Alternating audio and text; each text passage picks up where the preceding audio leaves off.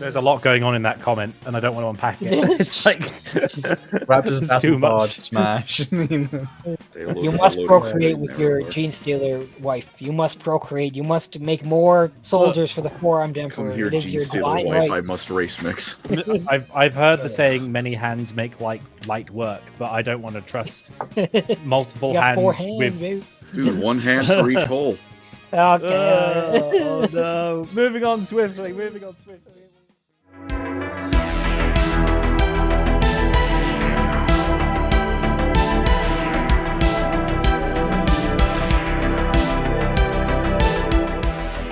Hello, ladies and gentlemen, boys and girls. It's Lorecrimes. Hello. Oh, We play Warhammer. We've got an interesting episode today. It's been a while since we've done a lore dump for you all, and today we're talking about something where I think it's fair to say not many people are very well apprised of it. Like it's one of those things that's got a lot of lore, but I guess maybe it's just like, is it like kind of newish, the Taros campaign? nah, it's old school. This is old school, fool. Because it's Tau, but like this is what I Tau- mean though. It's like Tau- Tau Andy- lore is kind of how do you approach it? I don't Tower know. knew 15 years ago, my friend. I, They still feel like they're brand new. It's probably close to 20 years now, isn't it? yeah. They still I feel think it like might be new over kids on the 20. block. Yeah, probably is because they came out in 3rd edition, I think. Some of our Tau listeners are almost younger old than enough. Tau, by the way. I'd like to point that out. So, Yeah, seriously. But we're talking about the Taros campaign. Eli, you're helming this episode. Could you give us a brief? What is the Taros campaign? What am it? It's a campaign that saw the Imperial Guard and Space Marines fighting the Tau on the planet of Taros. That's pretty much all you gotta know for now. Although I suppose mainly guardsmen. Like It's there's mainly couple guardsmen. Yes, chapters. there is. like The Space Marines fight like twice, maybe three, there's like one. 4 times technically, but there's 2 different chapters that fight. Yeah, it's like one chapter and a couple of companies of the other one. Like, we'll give it a bash. Oh, these blue fellas are a bit tricky. Oh, bang, bang, bang. But they're there. They are there. Please, Raptors uh, are mentioned. Everyone loves Raptors. give us your opinion in the chat, though, if how you feel about Tau. We need to know. There's been They're an cool, ongoing and they're debate. good, and they're a good part of the setting, and fuck you, people who don't like the Tau. And for people who Sorry love for the that. Tau, you'll be happy to know that I've recorded a bunch of Space Marine 2 footage of a raptor because there's no Tau game other than Fire I can't Warrior. believe and I wasn't would have gonna played play Dawn that. of War and And recorded Fire for all Warrior of you is if I knew. ass. I gotta play that game. Yeah. Don't. I You gotta really play that don't. game. I Also- desire it. Also, just before we start, it is the eponymous day. Colin will wear a green hat this week. You better put on a green Yeah, hat. until the there end of better the be a stream, picture with a green the hat at the fourth- very least. or our 4th pregnant is going to hit the Discord. Don't test me. I already paid the artist. Crazy. This I, is I what timeline are we inform in? you, I might have forgotten the hat. Oh no! Better get one real quick, pal. Is there a substitute? Change Uh, it for like- next hang week. on, Patrick's Day? hang on. We might be able to come up with something. Okay. Mm. Well, we will see. Place But your without bets. further ado, then. Oh, sorry. Place your bets in the chat on who you think is going to win, the Imperium or the Tau. Um, You already know. I Space know don't how say it Marines. turns out. Look at this guy. Whoa, Raptors are strong. Look at that. He should win. Look at that. Uh, Mm. That being said, I though, love the 10 FPS gameplay every time. for everyone though who Yeah. listening in, as always, get your snacks, drinks, your terrible ammunition to make fun of our forehead game. We're all ready. We're locked in. Eli's about to guide us through. Would you say this is like how would you rate this campaign against other lore pieces? 'Cause I know infamously many Imperium like codexes or like campaign or crusade books are like, and then the Space Marines battled, and then somebody won. It's decent. It's cool. I'll be sparing people of all the deeper descriptions and things. Otherwise, we'd be here for 4 hours. Although, It's Colin, pretty did you cool. want to mention what you mentioned to us before the stream about Oh, the Damocles Crusade, and whenever the Tau Yeah. fights the Imperium. Oh, I was just saying that it brings forth the most insufferable people of the 40k fan base. You say the words Damocles Crusade, and 30 different people will inform you that actually the Tau won, or actually they'll be like, well, the Tau destroyed half the Imperium. No, But the Imperium won. There's still a Tau Empire. No, they didn't. It was a complete waste of time. Mm. Oh dear. Whenever the Tau win anything, the Imperium haters are on Full route force. immediately, literally seething, frothing at the mouths, complaining about plot armor. Probably the most low IQ community on the planet. Just Or throwing it who out. play the Yeah. Imperium. Oh my gosh. Jesus. Although, to be fair- I like the Imperium. To be fair, though, the Damnos Crusade involves the White Scars, so clearly they should have won. But still, that's all I'll say. Well, there's two. All right, And the boys, Tau let's won get both, baby. Hey. let's get locked in, guys. We're here to deliver lore. This is lore you probably can't really get anywhere else. So everyone be unless prepared. you look up the PDF and read through the entire 100-page thing by yourself. But yes. No, that's why they're here. They're here for. Maybe Books. before we start, shall we read these pre-stream donations so that I don't have to pause? Let's go. Shortly in. So, first one from Donkey Man USA. Stream late due to Hal straight up recruiting it, and I mean, he's peanuts. Wow. Thank you, What Donkey Man. the- You're real for that. as Colin, usual. this is wow. I mean, wow. Why do I have multiple chairs if I'm never going to have company? Because it was a fucking dining set. Thank you for the $5. And Thank the you, original Marissa. plan was Toilet. I'd play D&D on that table, but then I bought more minis and more minis and then a couple more. Oh dear. Jesus Oh. Christ. Donkey Donkey USA, Man. $5. The unhinged Hal supercut is pushing 40 minutes. Pray for my laptop Oh my machine gosh. spirit. Wow. It's Bro, a crazy I don't know- thing to I don't spend know your what's free time worse. on. What's worse is like I said unhinged stuff, or someone spent time compiling it. What is worse? So Axes, what is Gripper? Thank you for the $2. Hat, XOXO, feel the vibes, Colin. They are wet. What a time for your missus to walk in. My word. Do What's going on? What's he talking about? you want to wave while she's leaving? They Oh, can't see man. you. If Oh, you dear. want to say, yeah, they can see your arm. There you go. Nice. Nuts. Nuts donated. I miss my dad, said Andy. Joke. Hal, I'm overstimulated. Eli, I'm farting on my roommate's door. Colin, happy Dexcom noises. Oh, yeah. These are all things that Hal would say. They are. First last one? We spent an entire year with I- Hal saying farting on my roommate's door. Man, And every I don't like this one. let's hear it. Well, I'm not ready to get his mean. Colin's Thank you. hairline is so Oh. receded, it's a backwards beard. Yeah. I neither like How mean. the fact you said that, nor the fact that you aren't wrong. The hairline is technically just, it's the same way. It's just, It's crazy that Colin and Eli are both younger than us as well, Andy. We're really trying What do you to, mean by that? trying to stay our age. What do you mean We're by trying to look young. yeah, well, grow a beard. Grow a big lumberjack beard. Also, Okay. Card Sharks Thank you. as sus for 10. Thank you very much. Sus? Mogus. Well, the tower of it about to be very sus as a Mogus, and I believe we should get into it. So, our story of Taros. Colin's gone already, but the story of Taros The green hat. He's going to get a hat. just begins not on Taros itself, but with the Administratum. These were during the evil and bleak days leading up to Abaddon's 13th Black Crusade. They were preparing for it, getting the resources allocated, moving the troops, mobilizing everything. And of course, this requires a very large amount of logistics, and there's a lot of issues that they have to work through. One of these issues was getting more resources for a forge world called Styges 8. This would be quite pivotal in getting the defensives prepared and provided for Abaddon's Black Crusade. This is the 13th one. I'm pretty sure this is before it got retconned, where he loses this one in theory, but he actually wins now. Maybe we could give the Tau some credit for Abaddon's win. I'm not gonna lie.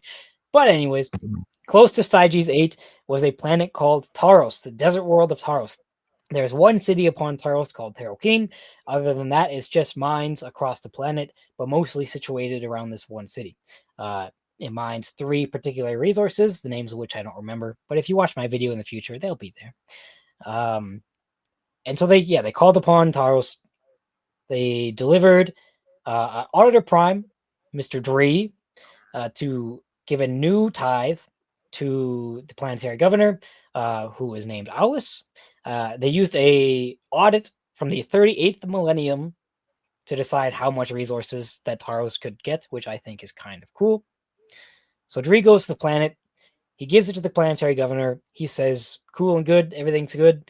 But he also inspects the mines and the situation on the planet. And he finds that a lot of these mines are suspiciously missing their resources. They've been completely mined out. The ore seam is gone. There's just nothing there, which is very odd because the audit never said anything about extracting resources at such a high rate. And when he looked into where these resources were going, they just seemingly vanished into thin air. The tithes to Styges 8 were being met, but the rest of these resources were being shipped off planet to who knows where, and it was completely unsure. He looked for productivity reports from the mines. Some of them gave it to him, some of them didn't, but he had a good idea of how much they were supposed to be producing and had an estimate on how much they were actually producing, and they were grossly overproducing. Now, there wasn't much more he could do about it at the time. He was just filing his report, doing his investigations. On the outside, everything seemed fine with the elites and the governor, but all of a sudden, in the shadows, they're not feeling so fine. They're getting together. They're conspiratorial. That's not the right word, but they're forming, they're conspiring together on how to fix this situation, because there is a reason that the resources are being bled away, and they most certainly do not want Auditor Prime Dree to figure out why they are being taken away.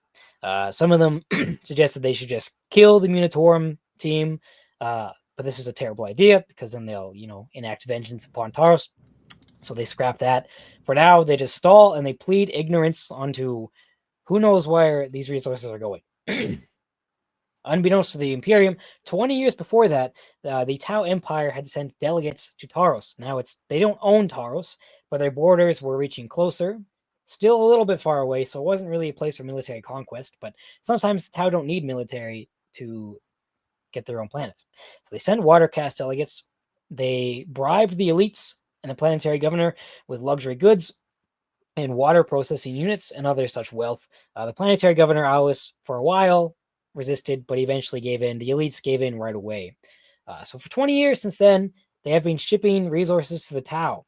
At first, it started as small, little exchanges, and they were insured, it's not going to be very much. It's not a big deal. And of course, slowly, as the benefits increased, so did the shipments of ore. No, never. Not even an inch for Xenos. Before you know it, they're giving you water beds and silk stuff, and they're giving you an Xbox or two so that you can send them mining stuff. It's heresy. Don't consort with Xenos, everyone. Your quality of life in the Imperium might vastly improve if you do. They have this is gonna be get 3 square meals of corpse starch a day. You're fine. It's good for the bones. The gristle is good for you. This reminds me of in the first Caiaphas Cain book when they have the Tau slowly influencing the moon of Gravelax. All the buildings start. When Cain lands, he's like, "Isn't that really weird? The buildings are round." He's like, "That's really weird. I don't like that." And then there's a load of Tau sympathizers in quote unquote, and they have literally they are people in blueface. Yeah. I just love that. They're the Tau are amazing, and so they decide to paint themselves only on the face blue. What did Games Workshop mean by this? I just like the idea that the humans are like, "Oh, the buildings aren't spiky enough," and then the Drukhari are like, "You call that spiky? Look at that!" No. Mike in the chats, Advent Imperial Lorecrimes just hit 22K subs. Yeah, that's cool. Congrats, that's Lorecrimes. Cool. Thank you, brothers. Nice. Oh yeah, us. Yeah. On a desert planet where water is scarce, resources are thin, as in resources that you can actually use, not just ore. Naturally, it won't be that hard to fall for it when they're giving you fresh water and food and jewels and riches beyond your imagining. Whatnot. It was what was it? I don't know. It reminds me I'm mentioning Star Wars. Go ahead and call all the slop you want. Call me whatever. Tub shit up, club shit up. But it's like Bill Burr's character in The Mandalorian. It's your creed's only so great until your life's on the line. Then it's, oh, you're willing to Mhm. throw it away. It's like that. It's like, oh yeah, praise the emperor until I don't have water. Mhm. It's like people But- like democracy until they're hungry. Yeah. This, of course, is a great breaching of the Pax Imperialis, though. And while Dree's investigation has not been able to prove anything, he knows something is going on. Meanwhile, Owlus is trying to find a way to discredit Dree's report. Light years away, though, the answer will be found as Captain Duralian, upon the dauntless light cruiser Lord Ravener, had been on patrol with his squadron for several months. They were just about to leave, and mind you, they're near the Damocles Gulf. They were just about to leave when they spotted a few unidentified frigates, spaceships, whatever. And so the Sword class frigate VCS-6 of Skadron Squadron reported the contact and investigated further. They would find a few Imperial ships on their way to a Tau way station. Then they would see these the Tau way station and the ships meeting up with an emissary ship from the Tau. So they went back for a little bit, planned an attack, and then went out.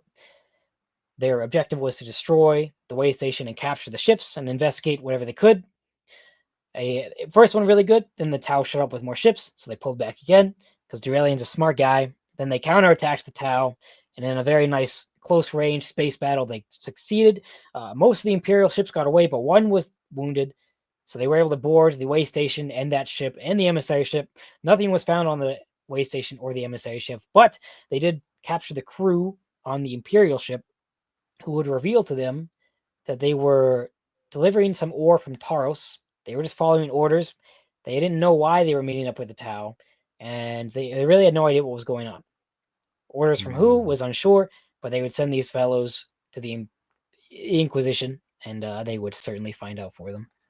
So yeah, this is Funny obviously the sketchy. one phrase. Oh, they were just following orders, said Eli. That's the classic defense of someone who knows they did great wrong. But Captain Duralian would be awarded the Order of the Knights of Damocles and was promoted to the captain of the cruiser Hammer of Thrace for his great deeds. He filled his report. He didn't really know what was going on, but he filled the report, and it would eventually land all the way back on Dree's desk. And all of a sudden, everything made sense. The 3 ores that they were supposed to be transporting were all on that ship. They were clearly giving things to the Tau. This was very big news. The ores are manganese, vanadium, and rhenium. There you go. There you get to know. Exciting. So he understood this is a breaching of the Pax Imperialis. He submitted his report and then just went back to his regular duties for however long it took the Imperium to get the report and work it out. He was eventually summoned back to the Munitorum and would plead his case. Well, his allegations, I suppose, and explain what was going on. The council, whatever, saw it very fit that Owlus be killed and replaced, and that a message be sent to the Tau. So they called upon a Space Marine chapter. These Space Marines were the Avenging Sons who would answer. And they would send the 2nd Company, a squad of veterans from the 1st Company, and scouts from the 10th Company. They mustered them for war, set off on their battle cruiser, strike cruiser, what they're called, and went out for it. On the way, they found all the location they could on Terokeen, and they made their plan. The plan was quite simple. First, the location of the planetary governor's residence needed to be confirmed, and the planetary governor himself needed to be confirmed. Once they did this, they would assault the planetary governor's residence by drop pod and teleport strike. The drop pods would first land. They would kill everybody in the area, and then Captain, what's his name? I guess we'll find out eventually. Captain Armoros would place a teleport beacon. The Terminators would go in, kill Owlus, and it'd be happy times. They also put Space Marines on the perimeter to form a cordon around the city so that people couldn't leave or come in. The plan itself went very good. They showed up, they killed everyone, teleports came in, they killed all the nobles inside the building. Everything was great, but the planetary governor was not there after they found DNA samples, or they took DNA samples of everyone from the apothecary. So the code word was given, and the plan turned into a search and destroy mission. But while this was going on, one of the perimeter Space Marine squads had spotted a new enemy, and a Tau Manta came over the horizon and quickly deployed a Hunter Cadre that would, unfortunately for the Space Marines, crush them pretty quickly. They were not expecting attacks from the Tau. There was none in the system. They had detected 0 Tau, but here they were nonetheless. And they kind of got wrecked. They took the tactical squads from other perimeters. They got there. They held as strong as they could, but they just couldn't do it. It was too many Tau. They kind of just got obliterated. That's that for them. So they retreat back into the city, and the second day of the siege goes a bit better for the Space Marines. It's city fighting, so there's close quarters. They fight back. They push back the Tau as the Tau have to clear buildings and fight the Space Marines, which obviously is not great for the Tau and is great for the Space Marines. But regardless, it's still a desperate battle. They're taking casualties. They have no idea how much the Tau have. They're losing ammunition. Their supplies are low. They have no air superiority. Barracudas are coming in and airstriking them. Bad stuff. Barracuda. I Although also played every Guitar time, Hero 3. yeah. What's Yes. what's the isn't the Manta the gigantic model you can get? Yeah. $2,000 Yep.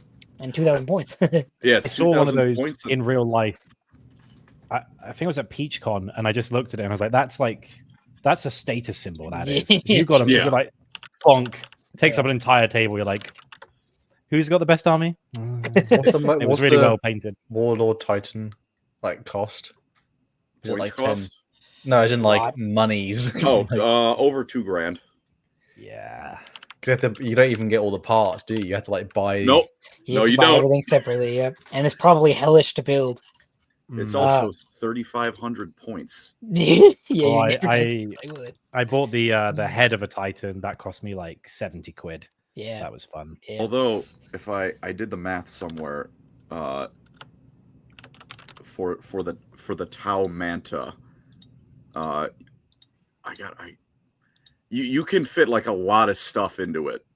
In It's fact, a whole Hunter Cadre. Well, yeah, I said it. I think I found it. You can put it. So the Tau Manta is in tabletop terms 2,100 points. You can fit 3,480 points in it. Because it's not just like you can fit a bunch of infantry or some battle suits or some gunfish. You can fit 200 infantry, 4 gunships, and 8 battle suits into it. And awesome.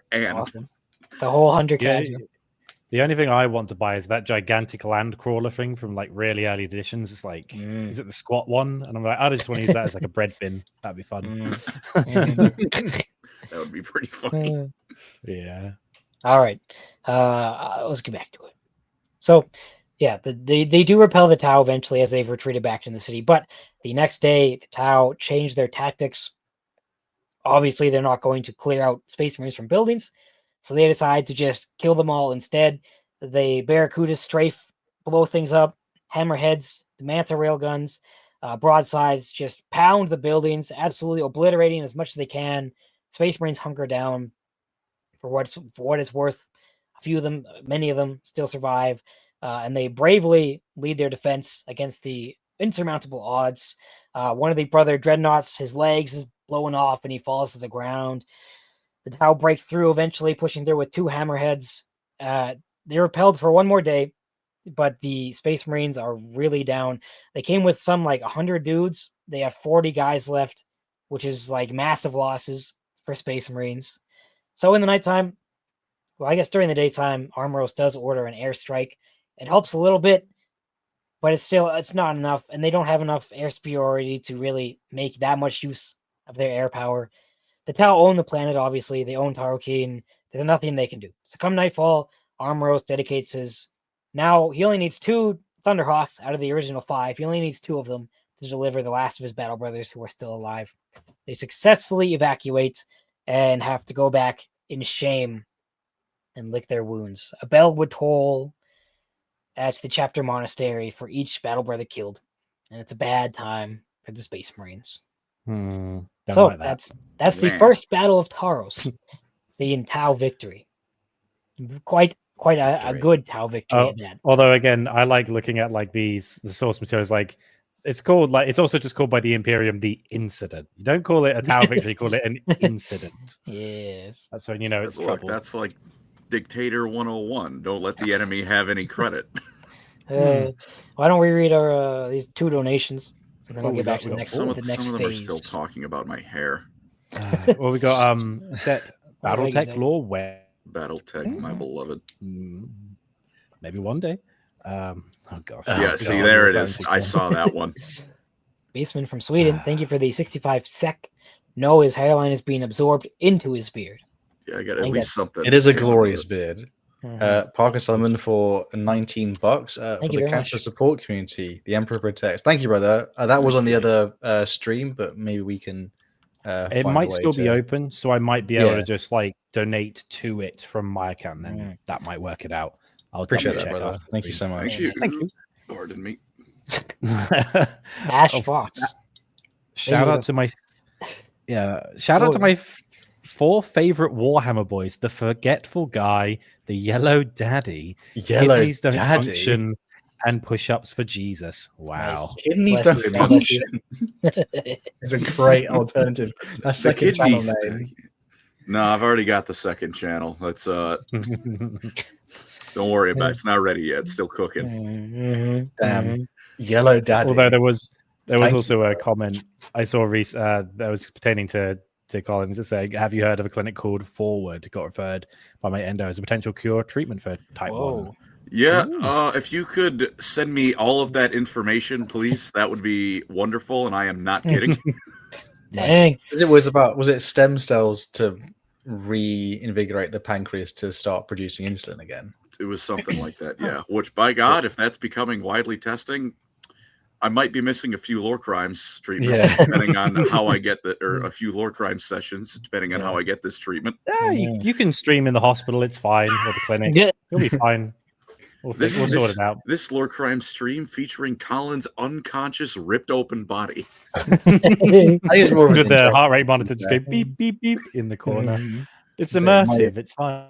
My younger brother also is a type 1 diabetic, so there's a lot of interest going around, I think, for this particular thing. Is there any more? Is that the last one? The That's Tau all of would them. cure your diabetes. Just saying. They would actually. Dude, I know they would. That's why, like, look, whoever gets me first, the Mechanicus or the Tau, they have my loyalty. I was I'm going to sure say the either of them Omnissiah can can do save you. I'm sure they can save you. To be fair, Oh, though, I'm perfectly open either way. Whoever I end up closest to is, isn't it in Dawn of War Dark Crusade? Like when the Tau win, they also make all the humans like infertile. So they slow them yeah. down. We'll treat you better than the Imperium, but say, the look, Xenos are look. still on the bottom of the totem pole. Come on, you're not Tau. We filthy Xenos. Look, I'll be a second-class citizen as opposed to a servitor. All right, Yeah. I'm just going to be honest. And don't forget, Colin, there is also the Thomas Maccabee treatment where you could be a Necron pariah. That could help. Yes. You won't have to worry about your pancreas anymore, but then your soul. Yeah, see that I don't have a tier list for organs, but I think the soul, if you're including it, got to be at the top of the list. Probably. Especially in Warhammer. I guess it depends on who's feasting on it. if you have the right job, your life can be pretty nice in the Tau Empire as a human being. And even if you don't, it's still probably better than, I'd say, like 65% of the Imperium. Tau healthcare CEOs are crazy. You'll have healthcare and you'll have food and water. You might be sterilized and you'll have to work in work camps. It depends on how you come to the greater good, though. If you're a prisoner of war, you're going to get treated not quite as nicely, unless you become a soldier for them, and then they'll treat you good. So, prisoner of the greater good. Yeah, I've heard that one before. And then maybe you will serve on the front lines in the most dangerous places of the fight. But come on, your life's not worth the same amount as a Tau. Let's be real here. Anyways, it's worth more. Yeah. Shush you, Guela. My commanding officers aren't firing into my back in the Tau, all right? Once again. All right. Anyways, the news of the Space Marine defeat and the Tau forces on Taros swiftly reaches the Administratum, and so they devise a new plan. Taros was declared ex-imperius rebellious, and the master of the Administratum signed an edict declaring the governors over 100 crimes, along with a declaration of a rebellious system. The Taronian Declaration was put forth, and this allowed new action to be taken.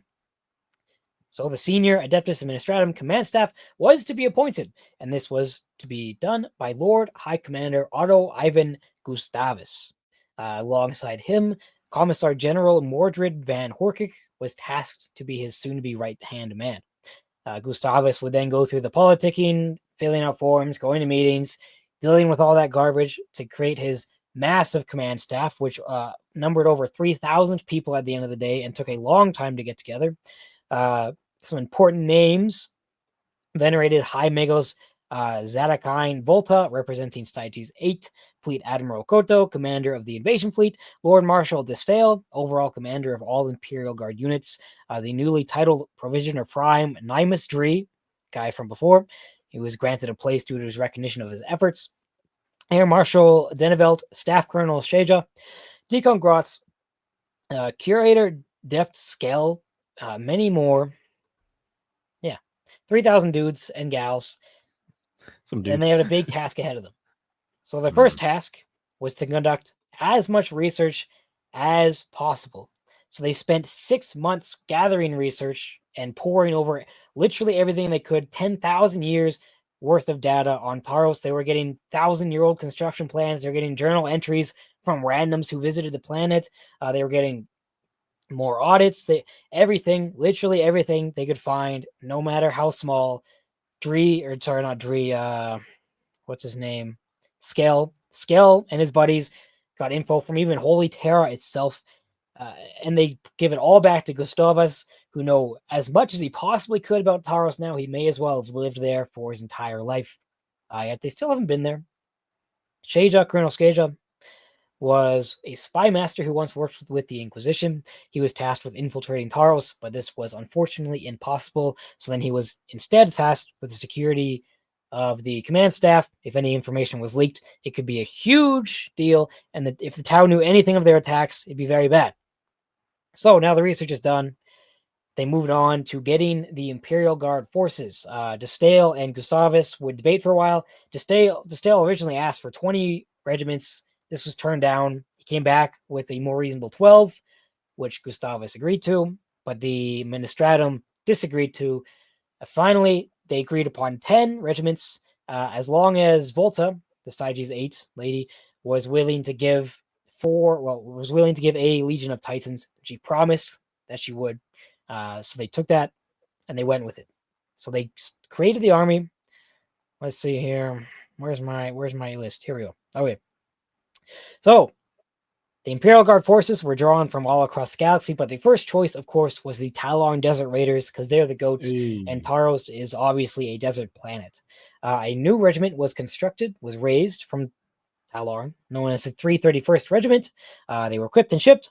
Of course, only one regiment was raised. You can't raise 10 regiments on a moment's notice, but they were able to find other ones serving currently around the galaxy. 3 more were fighting across the Imperium and withdrawn. The 5th Regiment was that of the Talon 3rd Armored, which was currently on garrison duty at Val Prime, and as long as they found a replacement, they could get this armor, which they did. And this formed X Corps, so 5 Talon regiments. XI, or 11 Corps. Just like the idea they was to say, who are we? X Corps. They do the thing. X Corps. Unite. 11 Corps was comprised of other kind of just random regiments. They have the 23rd Elysian Drop Troops, because they need a mobile force. They have the Serenian Assault Engineers, which were requested specifically by Destale. He was saying they're the best assault troops he's ever had. They're good at close quarters combat and attacking cities, which is obviously needed for attacking Tarokeen if they get there. The 114th Cadian Shock Troops, which were fully mobile regiments, commanded by Colonel Shranksy. The 8th Brimblock Dragoons, they had fought against the Tau around the Damocles Gulf before. And lastly, the 12th Manin Rangers were scheduled, but they were found to only be the strength of a reinforced company. The 42nd Mordians were then found as a replacement, but then they had to be diverted to go fight High Fleet Kraken, and so finally the 19th Krieg Armored Regiment was located, but they would be late. They wouldn't get there until after the initial invasion, unfortunately. But they had their force of Imperial Guard, 10 regiments in total. Next, Astartes were requisitioned, and Captain Aurelius of the Raptors would answer. It's not fun until the Kriegsmen arrive. That's when you know it's serious. Well, I feel bad for Krieg almost because like they are in everything and they are in every single major threat. It's like, Well, can we kill more of these people, please? I'll give you a spoiler. They don't even make it to Taros. So they don't have to worry about it. Sorry, Volta's a dude. I misspoke. Volta's a guy. But he did promise the God Machines, and he would deliver on this promise, only with Warhounds, though, with 4 Warhound Titans. They would also be late, unfortunately, but there was no more time to wait, so they had to go. Lastly, the Departamento Minatorum provided indentured engineering and labor corps. Cardinal Astral Valus and some other guys sent some religious support chaplains and the like. I guess it's not really what they're called, but it's the same thing. The Order Dialogus sent in some Tau language experts. The Order Hospitaller gave a pitiful amount of medical care, but they were there nonetheless. So this is almost 1 year into planning, and now the plan for the actual attack was to begin. The attack needed to take 3 objectives. 1, the invasion needed to capture an orbital spaceport. 2, the invasion was to be undertaken by at least 3 Imperial Guard regiments simultaneously. And 3, the ground forces would need to secure a supply of water rapidly. The spaceport would be captured first, as this would be very important for delivering supplies to the ground troops. After that, a landing zone would be created after the Space Marines did their own operations, because Taro Keen had a missile silo which was codenamed Decima. The Space Marines would need to destroy this missile silo, otherwise landing craft bringing in the regiments would be destroyed, and then the entire operation would be ruined. So, the fleet was organized, the troops were organized, they were ready to go, and they showed up. The Taros invasion would not be overly easy, though, because there was only 2 ways to Taro Keen. One was through a narrow strip of land called the Icandus Isthmus, something like that. It was only 15 kilometers wide, so it was going to be very hard to assault. And so they decided to go onto the other side of Taros through the desert, because 15 kilometers is not enough. They would bottleneck and they would die. But they did devise a plan to hopefully split up the Tau forces. They would send the 331st Talon Regiment, the newer guys, the green guys, to go out towards the Isthmus and try to distract the Tau and send some forces away. Maybe this will work. We'll see. They show up to Taros. They're in the system. And there's no Tau. There's not a single Tau ship detected in the system. Everything seems to be okay. They start patrolling. They send out signals. Nothing. Now, don't tell me the tower late as well. Bloody hell. Everyone's late to the party. It's no fun. Look, traffic is a bitch. We all tried to show up and have a good time, and no one made it. I was stuck on Spaceway 32. It was a massive pileup of Voidcraft, some kind of like warp demon. I don't know what to tell you. Little did they know this planet was the smelly one for nerds, so no one actually really wanted to get there to defend it. Yeah. This reminds me of the island that Denmark and Canada contest, and they periodically every 6 months they like put their flag on it. And they leave like a boss. It's like just every couple of months, whenever a ship happens to go by, they'll check the flag, and if it's not theirs, they just take it down like. Eh. All right. The fleet consists of the battlecruiser Righteous Power, the Raptors battle barge, the War Talon, 3 cruisers, the Star of Cassiopeia, Black Duke, and Hammer of Thrace, which Captain Duralian is now a guy on, so good for him. Of course, there's an escort of light cruisers and frigates as well. Now, the Raptors do their thing. There's no opposition in space, so they don't have to worry about that. So they take their positions. They first send 250 rounds from the battle barge into the missile silos, and next they launched their assault. They first had scouts reconnoiter the area. Then they had assault troops, jump troops go down and destroy the AA gun. As to not, obviously, this is a big deal. Again, to not shoot down Thunderhawks or the transport ships. Overall, they fight some humans. It's not a big deal. They take like a couple casualties, but it's not really a big thing. They destroy the missile silos successfully with melt charges, and the invasion begins. So they send down the first wave, which is over the course of about a day, however many. They send down the first 3 regiments of X Corps, and they land without an issue. They set up a cordon, they set up a defensive perimeter, and the landing zone's going all good. Second day, things continue to go well. Everyone's been shipped, supplies are going down, a very big defensive line is made. The indentured workers are making airfields and the likes. Still no Tau. Don't know what's going on, but they're not too unhappy about it. At this point, the guardsmen are just being used for manual labor and moving supplies around because they don't need to fight anything yet, so they might as well just prepare everything correctly. Yeah, not an issue. The tanker Empress of Svedeg was now in orbit. It was unloading 1,000 tons of water a day, and it would take 20 days to fully unload everything. But they didn't want to wait a whole 20 days, which maybe wasn't a great idea. So they start reconnoitering the area. They send their air stuff out because the aircraft are now on the planet, which is very good. The Navy sent them 180 aircraft, which is decent. I know the Elysians had 180. The Navy had actually their own numbers, so they have a decent amount of aircraft. They're searching around. They find like traces of the Tau existing and like Tau presence, but they don't actually see any Tau. It's very odd. Over the next 2 weeks, they finish, and everything's fine. Oh my god, the tower and the walls. They are literally. They must be. Could be. Is this like the version of like this is the purple Tau, where like it's so it's stealthy, we can't see it. Never seen a purple Tau, have you? So I already discussed the way that they were going to attack the city. The main assault would be done through the west. The diversion would be on the east. The Stell originally asked the Raptors to be the diversion on the east side, and Captain Aurelius is frankly quite offended by this and does not want to be underemployed in a sideshow to the main campaign, and is not happy about it. So they send the 331st, which is pretty good because they're green. They were just raised. It wouldn't be great to send them in the initial assault. You know. Let's see. X Corps would be taking the lead role in the operation, and they had a lot of ground covered. They landed a long ways away from Tarokeen, about 30 days or more. They were to advance forward every day, 20 kilometers a day. 60 days, sorry. It would take 60 days to reach the outskirts of Tarokeen. And all of X Corps, other than the 331st, were to advance 20 kilometers a day for 60 days, which would eventually bring them to Tarokeen. Maybe it would work.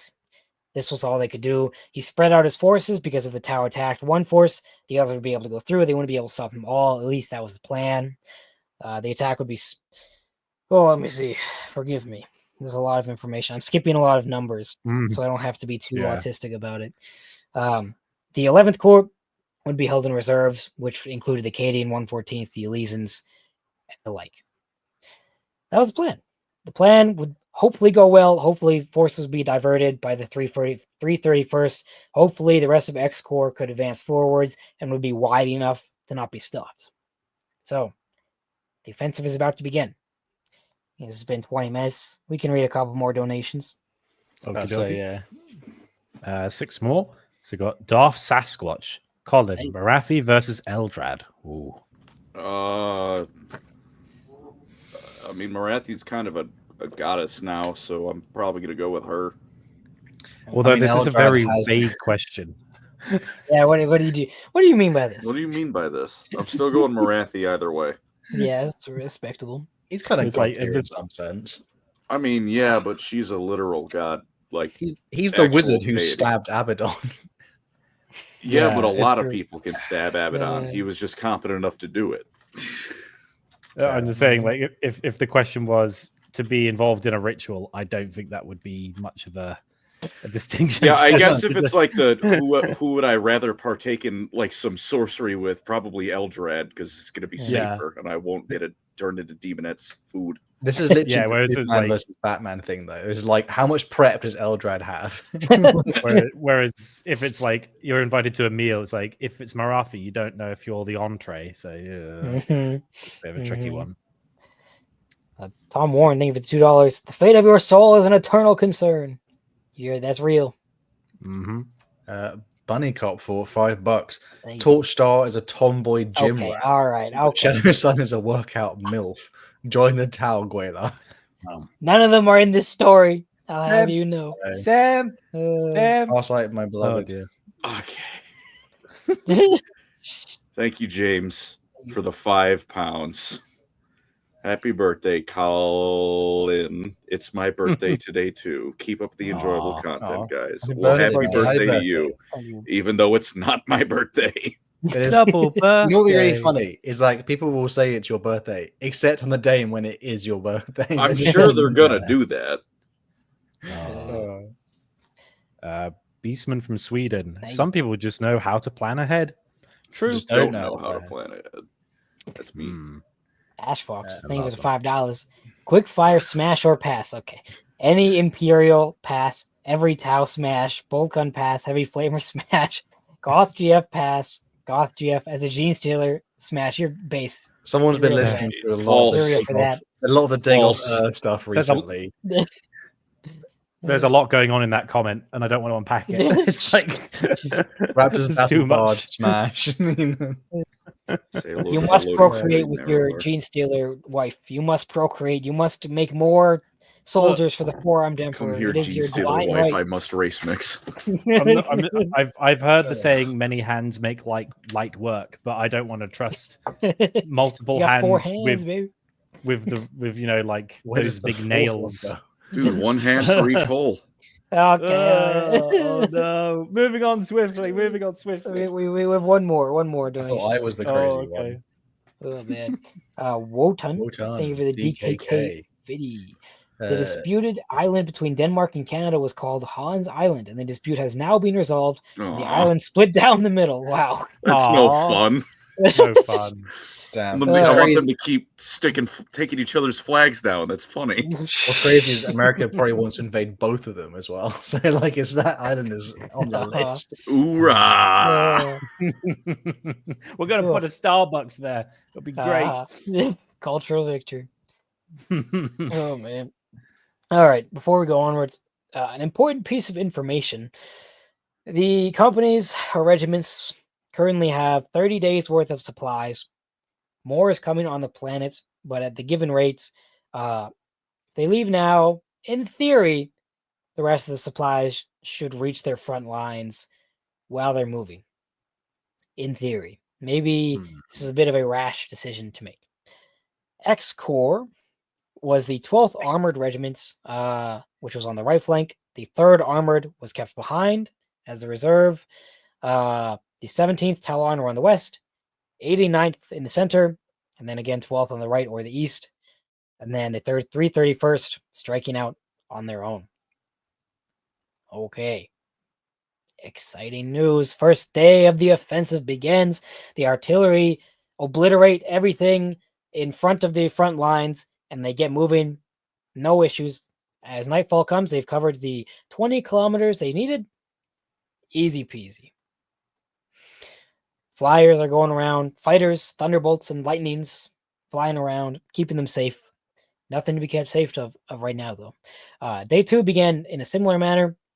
Spirits were high, morale were high. Some of the newer recruits started to think that maybe the Tau just gave up and left Taros for them, which would be wonderful. Unfortunately, out in the desert, stealth suits and Pathfinder teams are observing the Imperials. Shazil Ramir, scheming in his headquarters, sees it clear that the Imperials are now attacking.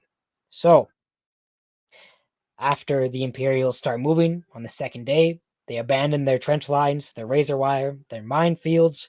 It's time for the Tau to attack. The first battle was at a abandoned mining facility designated Tungsta Station, which the Talon 17th took the brunt of. The 17th advanced to the Tungsta Station, decided they want to take this. They show up, but out in the desert, a hunter cadre is moving. Suddenly, a Lehman Russ spots a Pathfinder team and opens fire and is returned fire with a barrage of seeker missiles, reducing it to a hunk of scrap metal. Hammerheads show up on the edge of the Tungsten Station and start to obliterate the Lehman Russes, which then pop smoke and fire back. Lieutenant Kavir, leading these platoons, presses forwards with first platoon of the second company, and they advance to the outskirts of the station, but are met with fire warriors and devilfish and heavy fire. XV8 crisis battleships show up, led by the own Hunter Cadre Chazelle, which is the commander of the Hunter Cadre. They urgently call for reinforcements. Stormtroopers are brought. A Thunderbolt is scrambled. More Tau forces show up. Strafing runs from low-flying Barracudas have caused the first platoon to retreat. The Stormtroopers and Thunderbolts show up, but it's not enough. 3 Lehman Russ tanks were already flaming wreckage. The sector's advance was stalled for the day. All across the flank, attacks like this were happening. All across the front, attacks like this were happening. Skirmishes and the likes. Not a great time. On the right flank, the 12th Armored Regiment would experience similar issues. Tau hammerheads and broadsides easily picked off the Lehman Russ tanks through the open fields. It was the perfect place for the Tau to fight. It's open fields of sand. There's no cover in the way. They easily outranged the Imperials. Even the troops outranged them quite easily, other than sniper rifles. The same thing would happen again and again. They would set up shop or set up their attack, ambush with seeker missiles from Pathfinders, shoot things with rail guns. The infantry would come in and devilfish. The infantry and the Imperial side would push forwards as they were out of range. Once they got their heavy weapons set up and everything was in range, the fire warriors simply got back in their devilfish and left. Goes pretty well. It's kind of the Tao's thing. This is the Tao's thing. This is how they fight. They fight very logically. Cowardly. Run at them with your sword. Look at it. That's the way to do war. You run at them with a sword or a stick or something you can bludgeon them with, and then you win or lose. Is how you fight. The whip crack sound of railguns became a omen of fear and terror.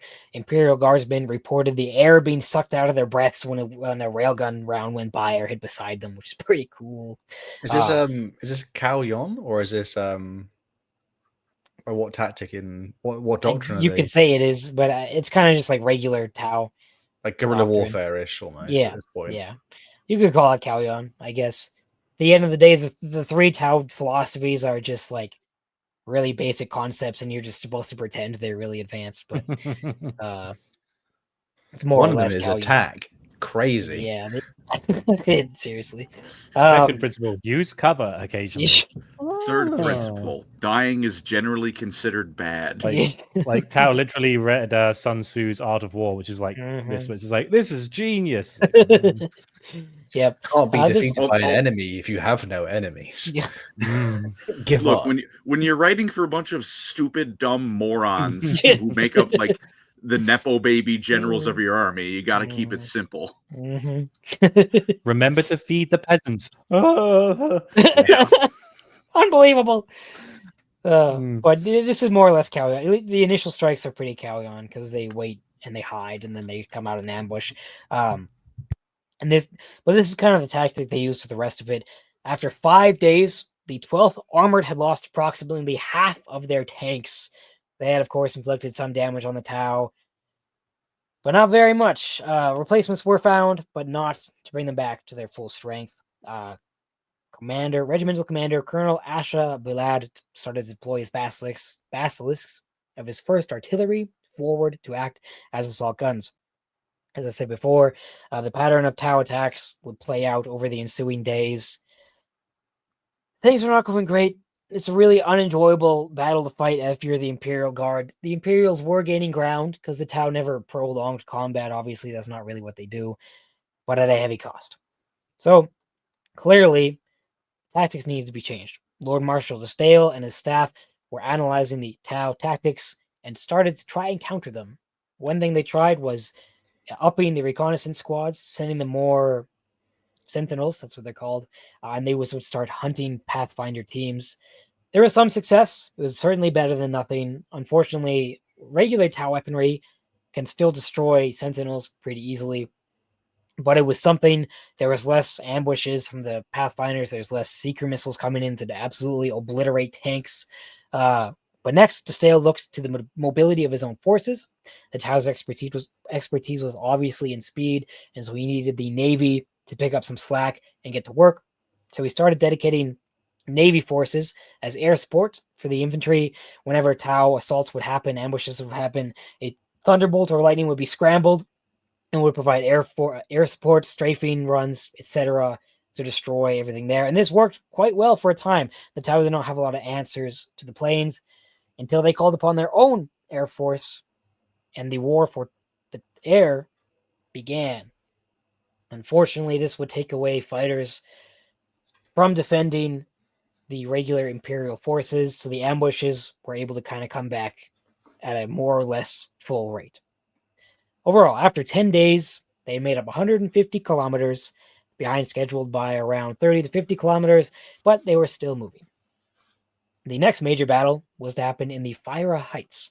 After 20 days, the regiments had covered 300 kilometers, and they found these big heights known as the Fyra Heights, these big rock formations.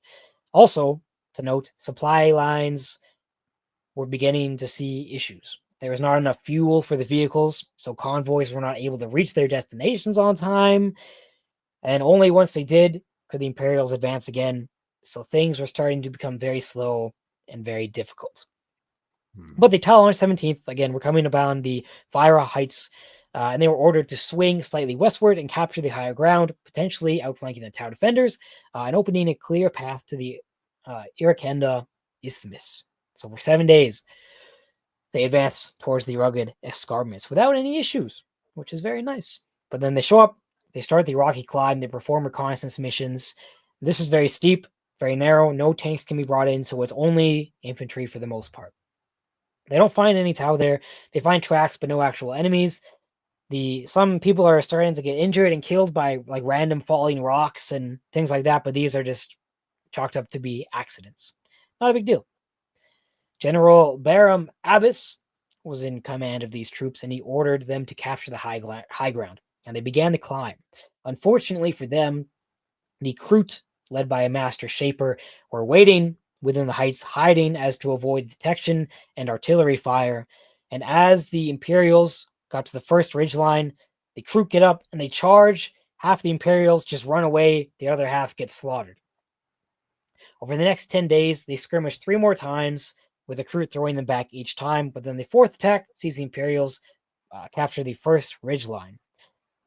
They kind of just keep skirmishing for the rest of the war. DeStale lets the 17th fight with them. It's not a big deal for either side to get it, so it is what it is. This was the high water mark of the 17th, having so far captured 350 kilometers of desert. So, with them occupied, he reorganizes his regiments a little bit because the tanks can be used elsewhere. The 3rd Talar Armor, that is. They were to reinforce the 89th and the 12th Armored, and were split up into 3 battle groups, A, B, and C, and they reinforced things respectively. Let me see here. Yes, okay. At 596.998.M41, Battle Group A spearheads an attack, and they come across a mining facility, an active mining facility, Gia Demak. As they approach, a lot of randoms run away. The civilians working there run away, as it was home to thousands of miners, which again, most of them fled. They saw no enemy currently there, but Raz Aziz, the one commanding this company, wanted the mining complex. They were going to capture it. So they tried. First light, they plan. They surround the place with tanks so that Tau cannot retreat if there are any Tau in there. And they go up. They bring their chimeras up. The troops get out of their chimera and walk straight into a kill zone and all die. They lose 100 men and have to retreat as the Tau come out from hiding and shoot them all to pieces. Sneaky Xenos. Hiding. Don't the Raven Guard exist? Real life tactics. Yeah, but we don't talk about them because they're not. They're so good at hiding. We don't even see them in the lore these days. You know. Wow. Jeez. tragically true. Really, Eh, it really shows like the Imperium's weakness, because in the way that their like armies are all designed, it's very much like everything is a mass production, like the lasgun, the Lehman Russ tank, like everything is designed to be like, it's what book is it with is it like it's the Damocles one where Farsight's fighting off the first invasion, like he fights with the like Ultramarines and other chapters, yeah. and they literally like the Tau make a point and they say like, oh, the Imperium is like, their guns are worse than ours, their morale, like their their troops are worse, but the thing is they have so many of them, it's just designed to be like a wall of constant, like it's a war machine of metal. And obviously on Taros now, like basically you can see how the Imperium struggles when it's actually they're not able to deploy in like overwhelming numbers, which is pretty, they literally are the Horde faction. So they they really fall prey to guerrilla warfare, which is obviously hey, no, that's a pretty nice stealth suit you got there. Here's 1,000,000 guardsmen. Hide from that. What's the quote, Colin? Isn't it like about like not underestimating the lasgun or something? Oh yeah, it's like I don't remember. Honest to God, I don't remember where I heard it, but it's like he who laughs at the lasgun hasn't charged across a field of 1,000 of them. Yeah. One of them against the enemies the Imperium fights is ass. 1,000 is a whole lot of ass. Just say for people who are slightly uninitiated, the Tau are mostly using the equivalent of what is like plasma technology. So the thing of like the Space Marine lieutenants or captains, or the massive dreadnoughts, Redemption dreadnoughts have like the massive plasma guns. The Tau have that en masse. So like, and again, like explodey. Bringing a tank or like columns of Lehman Russes to essentially infantry that all have anti-tank guns, essentially, and like light. Yeah, they're not gonna destroy like a Predator or anything, but they will blow up a land speeder pretty easily. No, yeah, but and like the Tau on average are much more advanced than what the Imperium's going to throw it at. Yes, I said on average. I'm well aware in some secret Mechanicus vault or whatever the dark cells are beneath Terra, yes, there is more advanced stuff. They are your random Joe Schmo guardsman is well out equipped by a Tau though. All right. So the first assault went pretty poorly, but then the next day they lead a second assault, which is led by Captain Hadid within his Chimera. They storm the objective. There's Chimera fire, tons of Chimeras. It's by the Armored Third Company Fist. Multi-lasers shooting all over the place. Captain Hadid's Chimera is shot 35 times to one pulse round, kills his driver. He gets out, dismounts, leads his men on foot like a hero, charges forwards. They're covered by the blanket of fire from the Chimeras and mortars. Again, the tanks are surrounding the mine so that they can't escape. They get to the mine and they engage in close quarters combat, which is obviously not the Tau's strong suit. They don't enjoy it very much. They actually value their lives and they're taught to try to survive in battle. So they generally try to avoid it, and they're not great at it. They don't train for it nearly as much. But that doesn't really, that lore still doesn't make any sense whatsoever. But we're just going to say that's. Well, I think it's like the Tau have slightly slower reaction speeds, but slightly better eyesight. I feel I've read somewhere. So they're built for range combat, but it's not that they're no more. Just look at the tabletop stats. They're no worse than a guardsman in melee combat. Yeah, they're not much worse. They can. Your fire warrior would kill you like in 5 seconds flat. They're trained. They train from birth, basically. They're like killing machines. It's still it's a genetic cast of warriors. They're still stronger than you, buddy. Yeah, but they are lighter. They are shorter on average, yeah. So they're at a slight disadvantage in fighting. That doesn't actually make them any worse at fighting. They're just, if you're heavier and bigger than the guy, you're going to be able to beat him easier. I'd argue that the fire warriors have probably a lot better technique than a random guardsman does, to be fair, but there's probably 2 guardsmen for every 1 Tau. Yeah. So two guys with bayonets. Yeah. I don't know if this is the excuse they give anymore, but in like the old codex, they said the Tau don't see a reason for melee combat in such an advanced war, so they never trained for it. But that's like really stupid. So I would think that they change the Tau are reasonable in a very unreasonable galaxy. But yeah, I don't know. They need a reason to make them bad at something because they're good at something else on the tabletop at the end. Well, it of the could day, go so. full circle, like you know how in like the Dune universe they got shield technology that was so good that actually Yeah. having like a fast cut would blink off the shield, so they actually have to like slow down when they attack people. So it could go like weirdly the opposite direction. Yeah. Tower cool though. Tower cool. There's a lot of reasons they're worse in combat than your average dude, but it's not just because they're like weaklings. That's a myth that's inaccurate. But we could talk about that a different time. Regardless, they're in the mines now. They're engaging in close quarters combat, grenades, knives, pistols, fists, good stuff. After a few hours of fighting, finally 4 orcas defended by a squad of barracudas touch down, extract the fire warriors that they can. The rear guard of the Tau cannot be rescued, unfortunately. Their sacrifice is respected. Overall, 63 of the Xenos are captured, and 63 corpses are later burning in a mass grave at the end of the night. The 3rd Talon Regiment's losses were 322 killed or wounded, and 11 vehicles destroyed. Yet another costly engagement. After another 14 days of advancing through Tau sniping and harassment, Battle Group A closes to within 50 kilometers of the objective. But unfortunately, supply lines are running thin, and the rest of the forces are not so close. The second phase of Shazor Amir's plan starts to reap its reward and kind of goes into full effect, committing to rear echelon raids. There's little left to stop them. There's not much to stop the Imperial advance in the front either, because he's committing his forces now to the rear guard. But the Imperial forces at the front have no resources, so it doesn't really matter. All right. Shall we read a couple donos before going forward? Yeah, Yes, let's another got a 20 couple. minutes. yes. Who'd like this one? Dementia Gaming. Nice Well, a great username. PFP Thank you. as well. What are we playing? Give me your webstone. First time catching that wasn't really a Skaven. That was a Old man. 50-year smoker That, trying to be. that, a was, that was horrible Zach villain. from Only Plays. That Yeah, was yeah, great. that was. I've been talking to Mishmash too much lately. First time catching a stream, I just wanted to say you all look dapper today. And Colin, where's that? Oh. I'm sorry, I forgot the hat. I will admit. Hey, you. Huge, When USA huge. $2. She lays a beak on my Ravage till I Soundwave. Soundwave's the coolest Thank you. transformer.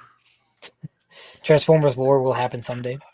God. All right. We're just gonna rewatch those Fall of Cybertron like gameplay or something. And then Am I right? and then watch Revenge of the Fallen, the best No, movie no, ever made. shush you, shush you. Was What do you was mean, Danny Age of Trejo Extinction? in one of them? I don't know. Am I remembering it? Which Oh. guy All I, is all that? I He know probably is would be. all I He know does is look I'm like located. in it. All I know is that I'm located under the enemy scrotum. Frick off. Frick He was the off. guy who's in the first Deadpool Ugh. movie, who's not, and like the first 1 or 2 Deadpool movies, but then like he got fired because they didn't like him.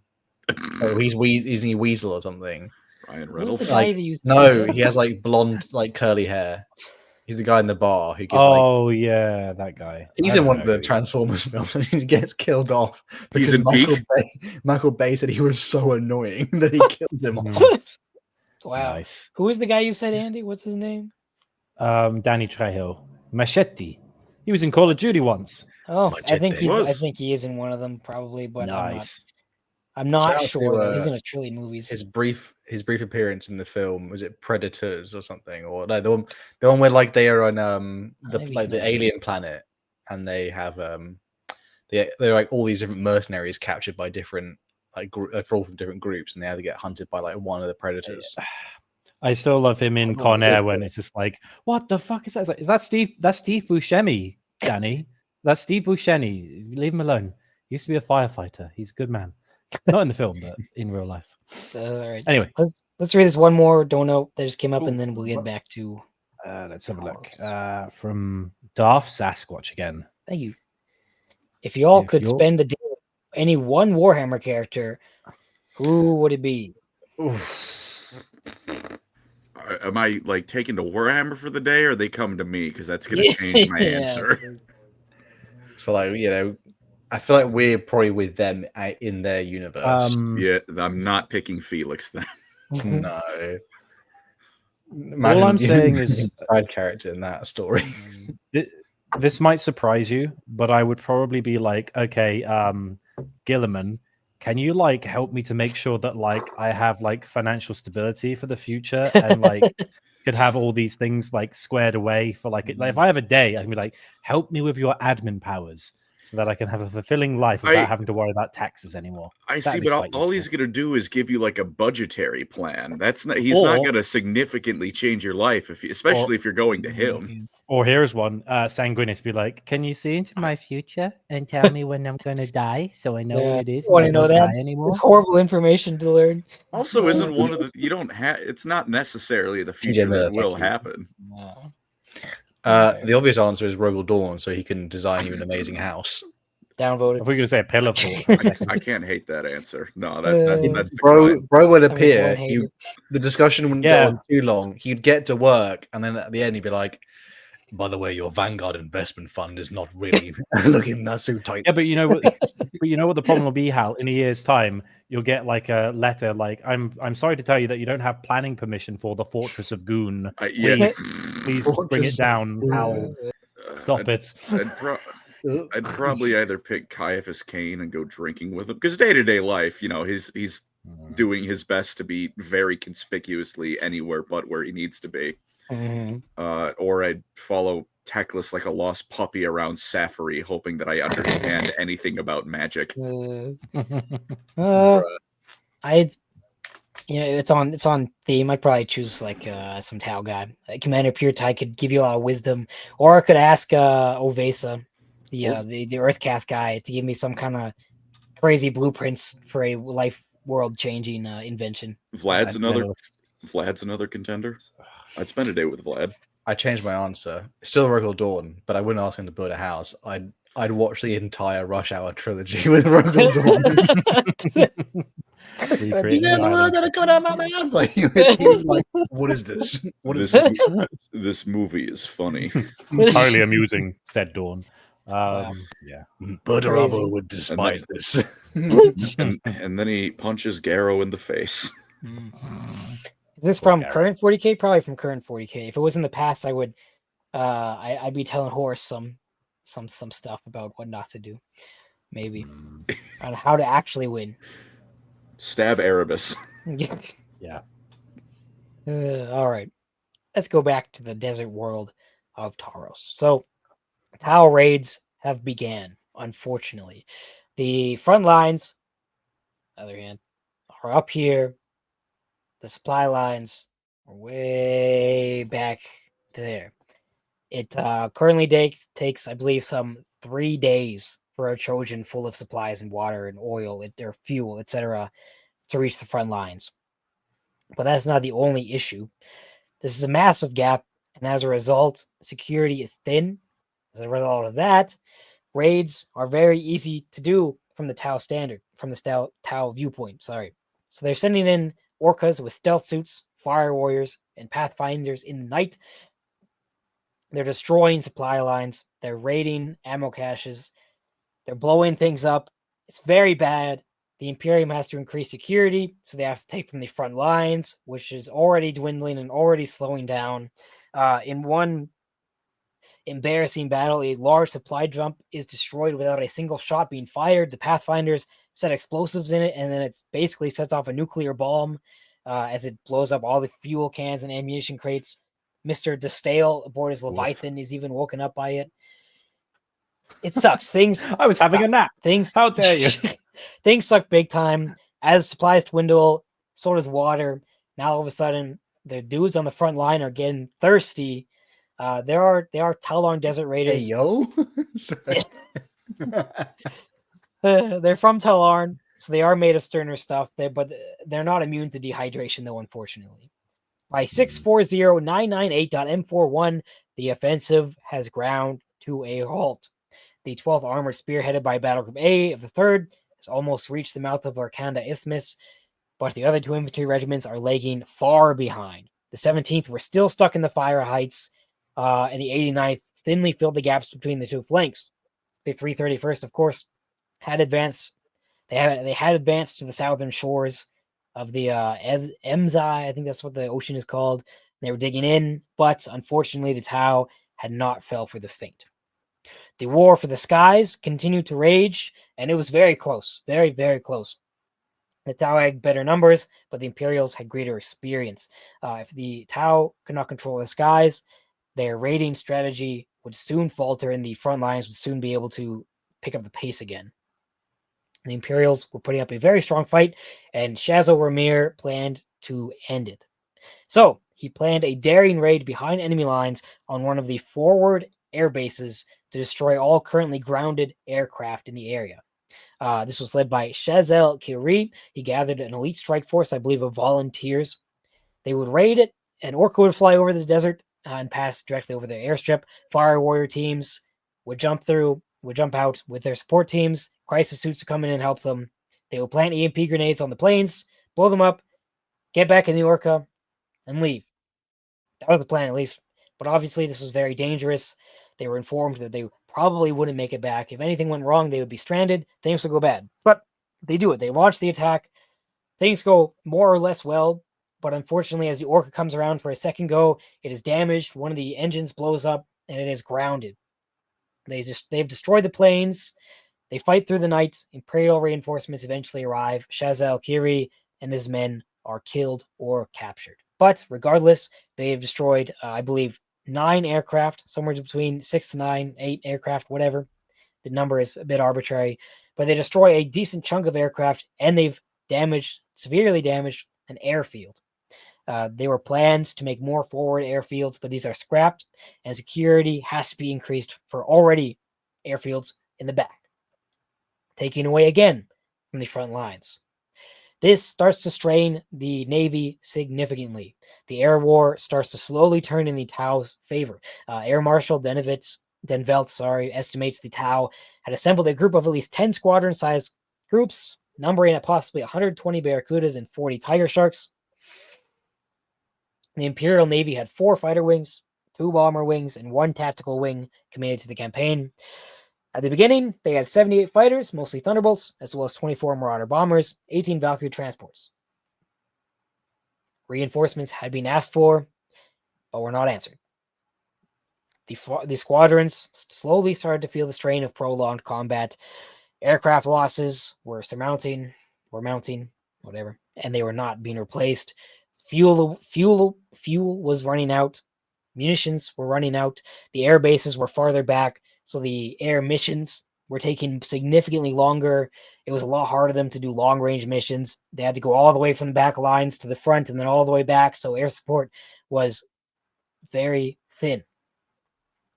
Less air protection from the Navy meant increased threat for the ground forces and low-level Barracuda strafing runs. Supply lines took very heavy losses as the aircraft continued to strafe them in lightning attacks. By the time the next operation, known as Operation Comet, was launched, Air Marshal Denvelt commanded 37 fighters, 12 bombers, and 13 Valkyries. So about half of what he had before. Bad times. No reinforcements had still been given. None ever would. So currently the campaign is in a very bad spot. One would even say somewhat in shambles, on the brink of destruction. So clearly something needs to change. And I've been raging for 42 days at this point. The men were weary. Morale was low. They had sustained weeks of ambushes, raids, and counterattack. Equipment and manpower was running low. Dehydration was starting to take more than actual combat. So, Justale holds a staff meeting upon his Leviathan. A heated debate ensued until General Sikova of the 23rd Elysian Drop Troops proposes the initial idea for Operation Comet. This idea was to take control of Taros's main means of water production. This is the 4621st Army. That's what the entire force is called. And he argued that they need to change their objective to currently just take the larger hydro processing plants. Their eyes would fall upon hydro processing plant 2330, situated towards the eastern end of the Rakanda Isthmus. If they could capture this plant, the troops would add water, and the offensive could resume. This could truly tip the scales of the war into the Imperial's advantage. He was given a 3-day deadline to plan this attack. Not very much, but they eventually decided that the full Elysian company was to be dedicated to this. They would drop onto the plant, while meanwhile, the Titans and the Space Marines would lead the relief force of the 114th Canadian Regiment, the mobile guys. They would punch through a force of Tau lines, and then the Canadians could rush through in the narrow strip of land to go reinforce at Hydro Processing Plant 2330. It was to be done in 2 drops for the Elysians. The first drop would be half the regiment. Second drop would be the other half, including more heavy weapons and the likes. The general or colonel, what was he? I don't know. Regardless, he very much wanted the 2 drops to happen at the same time within the same day, but it was just impossible. It was 1,050 kilometers away from the airfield, and it took 3 to 4 hours to get there, round trip. They would need to resupply and rearm. It just couldn't be done in one day. So unfortunately, the first half would need to be deployed, capture the processing plant, and then wait for the reinforcements on the next day. Such was the plan. So they gathered the air wings, an epic launch of the Valkyries. Hundreds of Valkyries were flying, the entirety of the Elysians Valkyries. It brought together, escorted by Thunderbolt fighters, Lightnings, and Vultures of the Elysians as well. Oh, let's see. They didn't know what was there. There was a lot of dudes. I say, Brad, my bro's going through this campaign. Yeah. I'm going as fast as I can, because otherwise we'd be here for a long time. People wish to see Eli has once done a 3.5 hour episode on Farsight. I'm trying to avoid that. I'm trying to make sure we can be done in 2 hours. You will learn about the Tau. This is not a negotiation. I'm just trying to skim this is through your my citizenship notes. test, by the way. The Taros Yeah, campaign. Yeah. I have 46 pages of single space notes for the Taros campaign. I'm quite pleased. Jesus. It'll be an exciting video when it happens. And very long. They didn't know what enemies were at the processing plant. All they could do was take pictures from orbit. But the priority targets of the first lift would be the central complex, the lifting station, pumping stations 1, 2, and 3, and the holding tanks. If the site itself was destroyed, the holding tanks could still prove valuable because they likely held pure water. Aside from that, though, minimal damage was to be done to the processing plant because obviously they needed to use it. Secondary targets would be the chlorination works, both main and reserve pumping stations, and the generator house. All of these were to be captured by the first wave and reinforced in the second. Along with the first wave also came a few Cadian, what are they called? Shock troopers. Stormtroopers. There you go. Kasserkin? They're just stormtroopers in this. They're called Cadian shock troopers, aren't they? Yeah. But they brought stormtroopers along with them though. The second wave would then reinforce them the next day. Regimental headquarters would be established in the administration block. There were a lot of concerns with the mission. Obviously, even weather could botch it. They didn't know the people there. What if the first wave just died? What if the Space Marines and the Canadians couldn't send the relief force on time? They didn't really have a choice, though. They had to do it. So the day came. The first lift happened. It was 160 Valkyries and 30 Vultures. Powered up their engines and went forth through the desert sands. And they made it there without too much issue. A few planes were shot down, but nothing crazy. They went with this pretty quickly. The Tau weren't sure if it was going to happen. So it's pretty good. It's pretty good. They make there, and they make the jumps, and the stormtroopers rappel on lines, and they charge the station. There's human defenders, sentry turrets, and Kroot at the station. They take quite a lot of casualties at the beginning, but they're able to do it. Unfortunately, General Sikova, I forgot his rank, is wounded. He's shot in the arm by a stray pulse round. So the commanding officer of the entire operation is wounded on the first day, but not killed. Another guy takes over command, and they keep it going. They eventually take it. They get repelled once by the Kroot. Then they bring the mortars in. The mortars pound the Kroot, and they get in there. They kill all the Kroot, all the humans, etc. But it has done a fair bit of damage to the hydro processing plant. Regardless, they've got it. They turn it into a fortified defensive position over the rest of the day, the rest of the night, making barricades, setting up whatever heavy weapons they do have, etc. It's a success at the moment. Unfortunately, a hunter cadre shows up and they start besieging the Elysians, who cannot do a whole lot. They don't have a lot of range of heavy ranged weapons. All they can do is shoot what little they have, use their mortars, but they're being pounded pretty hard. But the Tau do need to move in if they want to actually take it. Regardless, they're surviving. Meanwhile, 800 kilometers away, the Space Marines, Cadians, and Warhound Titans are moving. They engage the Tau and they crush their force. The Titans are able to outrange the Hammerhead tanks, just destroying them. The Space Marines pull up and start murdering Tau. They punch a hole through, and the Cadians zoom through.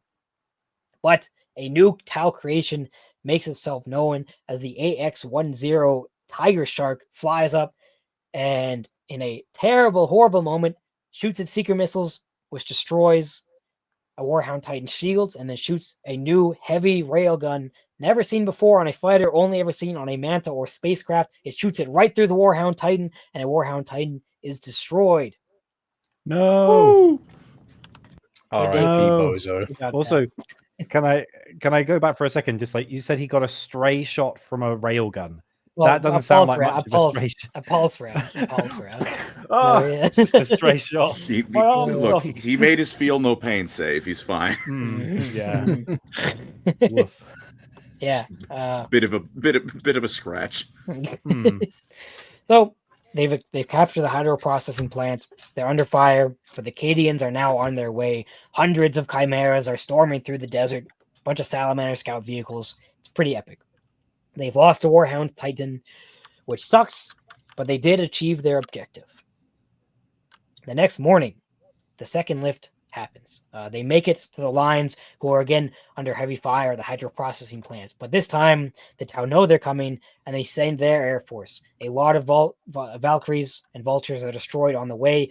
A lot of things are taken off course. So when the drop happens, a lot of the soldiers fall into the acid sea and die a painful death, or they fall into the Tau lines and just get gunned down in the sky. But some of them do make it to the hydro processing plant. It's still not great, though. They don't have a lot of ranged weapons. They don't have much air support. The Vultures come in as rolling air support, but they have to return quite quickly because there's low fuel. But they're fighting as hard as they can. Unfortunately, the Tau bring forward Tiger Shark bombers and a Manta. Drones swarm the area. The Manta rakes it with burst rounds, everything. Burst gun rounds, I guess that's what it's called. Doesn't matter. All they can do is hug cover and pray that the Cadians make it. Unfortunately, with no fire support from the Navy, they just couldn't do very much. They fought for 2 days and 2 nights straight. The hydro processing plant had been reduced to rubble. The survivors crawled and were reduced to small pockets. Ramir, the commander, or just a commander in the Tau, reaches out to the current general who's in command, Colonel Balak, and asks for a ceasefire, saying that there's no point of this slaughter. You've clearly lost. We can stop fighting right now. But he refuses to surrender, and by nightfall, the 23rd Elysian Regiment was annihilated. There's a few survivors, including General Sikova. They were disarmed, taken prisoner. They're gone. Meanwhile, the Cadians are making it through the desert. The Tau did not commit many forces to them because they chose to commit them to the hydro processing plant, which was obviously the right choice. Instead, they just try to slow down the Cadians by doing ambushes, so they're in a bit of a stop-start running battle as Pathfinder teams send seeker missiles out towards them, and they have small skirmishes. Part of them needs to be left behind to fight, but most of them do get through.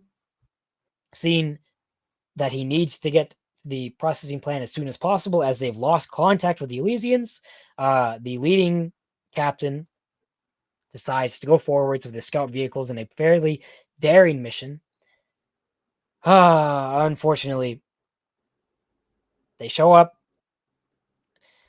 Colonel Stranksy and his guys, he's the one leading it. They show up and they find a whole lot of nothing. Just ruins of the processing plant, corpses, destroyed devilfish, destroyed broadsides, abandoned heavy weapons, burned out sentinels. There's nobody left. Did the Tau destroy their own water source as well then? It's not the only water source on Taros. It was just a main one. So yes, they more or less did. Yeah. Tough stuff. He finds that there's nothing there, so the 114th pack up, go back home. Well, home to the front lines, So the news of Operation Comet's failure reaches Lord Commander Gustavus's high command, and Commissar General Mordred van Horkik is not happy. He declares himself the new commander of the mission, and he takes it over, which is, there's nothing Gustavus can do about it. He has every right to take over the mission. He also sanctions Destale's execution, but Gustavus likes Destale. He's been a dutiful soldier, and he's done his best. So he sends Colonel Shaja down to Destale to deliver him orders that says he can either turn himself in or he can go serve on the front lines in a attack that he will likely die in. Destale asks Shaja to wait outside his Leviathan for a minute, so he goes out into the hallway, and he kills himself. He shoots himself, taking the only way out that he could while retaining his martial honor. Damn. The commissar rounds up a lot of officers to be executed, and then the rest who do not fight back are given the option to go serve in a penal legion to die well for the emperor. The commissar now works with Gustavus, and he issues a full retreat of the front line, not to abandon Taros, but to shorten supply lines. And obviously, this is all they really can do. So they do that. It's barely even a retreat. It's more like a panicked rout because the guardsmen are dying of thirst. They know the Tau can show up and kill them at any second. It's not great. Fleet Admiral Koto was summoned, and he was informed that his naval assets would be used to escort a new series of convoys for supply into the system. If he failed to do this, he would be shot. So either break the Tau blockade or die anyways. And people, what's the Kane phenomenon where like he says there's a thing about he wonders why so many commissars like he basically get shot in the back. Can't during the imagine what campaign. the reasoning is. Yeah, like because it's the most important thing is to avoid not getting accidentally killed by your own men. Mm-hmm. Yeah, but the Lord Commissar has every right to do it. So far, most of the missions have failed, and he's just doing his job. Sounds like heresy to me. There's You will not be fired. You will have a bullet fired at you. Not all is lost. Not yet, at least. As General Sigova and his Elysians, whatever were left, were taken prisoner. The general himself was given medical treatment and was brought to the Tau headquarters, where Shazo Ramir, through a translator, asked him to be an emissary for the Tau. He asked him to deliver a ceasefire agreement. He would let the humans leave. They would not shoot down any transports. They would free up the airspace. They would let everybody leave. No questions asked. No more fires. No more guns fired. Sigova was offered to be the commander of the human forces on Taros and given a very good life within the Tau Empire. But of course, he's a good man. He's a man of his empire. He believes in the emperor. He refuses. So they send him back. They send him back to prison. Unfortunately, for the Tau, though, Sigova now knows the location of their headquarters, and as he studied Taros extensively before the battle, so he knew exactly where he was. They didn't blindfold him or anything when they transported him there. So he had some very vital information. He devised an escape plot with 5 other Elysians, and they do successfully escape the prison, overwhelming their 3 human guards and taking their water. He estimated that there was westwards positions of the 331st Talon regiments, so he went that way. The other guys split up as to avoid mass detection. The guards didn't really care. These are just dudes running out into the desert without any supplies. They're just going to die. They're basically dead man. And after 3 days of intense heat and freezing cold, Sigova was almost dead. He uses the last of his energy to trace a large Aquila outline in the sand before falling down unconscious. Thankfully for him, a thunderbolt on reconnaissance spots it, tells the 331st they send a forward infantry team to take a closer look and extract Sigova. Big news for him. He then goes and tells the command staff where the Tau headquarters is. And now, this is the Imperium's last chance. They have the opportunity to wipe out the Tau command. This could be it. This could win them the war for Taros if they can kill Shazo Ramir and whoever else was behind the commanding on Taros. I need to get some water. talk amongst yourself for 2 minutes. Okay. All I'm hearing Well, is I'm hearing a lot of excuses being made by a lot of subjects of the Imperium. Should have fought harder. The Emperor protects. They could have killed. It's just a Tau. It's just like pruning. It's like pruning a hedge. It's not a big deal. Where's the Space Marines? Put one Space Marine there. He'll sort it. This feels like Collins muted. Oh, I am. So are you really going skill issue right now? Speaking of Yeah. skill issue, as I'm muted. This feels like you're losing the argument for like the whole time, but then you pull out your mum at the end. Yeah, basically. It doesn't. Everything you said before is completely irrelevant. You lose the argument. Well, nuh-uh. The Imperium's losing. Nuh-uh. Nah. They're No, winning. you. No, you. Elite response though. But to be fair, I think with the Imperium stuff though, like they often just need that like really random, like heroic sort of. Well, even when they do like great like long engagements though, they're just not gonna win unless they get like basically one decisive win. A lot of, even in the Caiaphas Cain stories, they just need something just to like really bring it out. They need Otherwise, one it's not big gonna win. dub. I think what's the Caiaphas Cain book where there's a few he interacts with like Tau with, but there's one of the later ones, and like the book literally opens up with they are losing against the Tau, they're all about to die, and the Tau go, hang on a minute, pause, and he's like, and they're like, that's a thing. There's some tyrannies. There's some tyrannies we need to fight. Let's have a peace treaty and fight together. Actually. And he's like, "Well, that saved our asses." Yeah, the book. I think if I remember correctly, the first line of the book is him going, "I'll say one thing about the Tau: they know how to put on a good war." I think he's one of his least favorite enemies, isn't it, Tau? Because they're always like bloody. They walked in the first book ever. They walk past some crisis suits, and they literally go, "Fuck me!" They're glad we're not fighting them at the moment. Like, man, that's scary. Yeah, that's pretty bad. Do we have any donos to read before we? We got a couple. One from Bean saying he's reaching. No one's reaching. What was that? Oh, there we go. And one from Caleb Collins. Oh, hey, Caleb. $4.99 from Caleb Collins. Less weebs is always a good reason to fight, especially those who love Sword Art Online, or even worse, fools who think Dragon Ball Z doesn't stomp most franchises.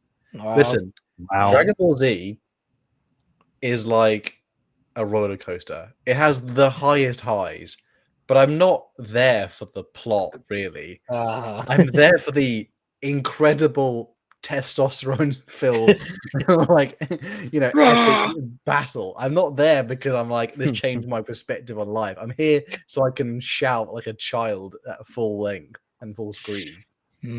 He's so close, chat. He's so close to understanding Transformers Revenge of the Fallen. I've seen all the Transformers, but you don't appreciate it.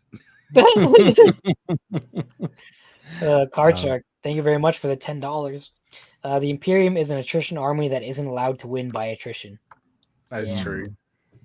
Sometimes. That's our thing. Caleb Collins. I'll go for it. Oh, thank you for the $2. How's the youngest, the least tech savvy? If you mean me, I don't know. I am at least tech savvy though. I'm pretty miserable with technology. My computer, like for the last year, has been blue screening once or twice a month. I've just not done anything about it. Transformers 2 is peak. Transformers 2 is not peak.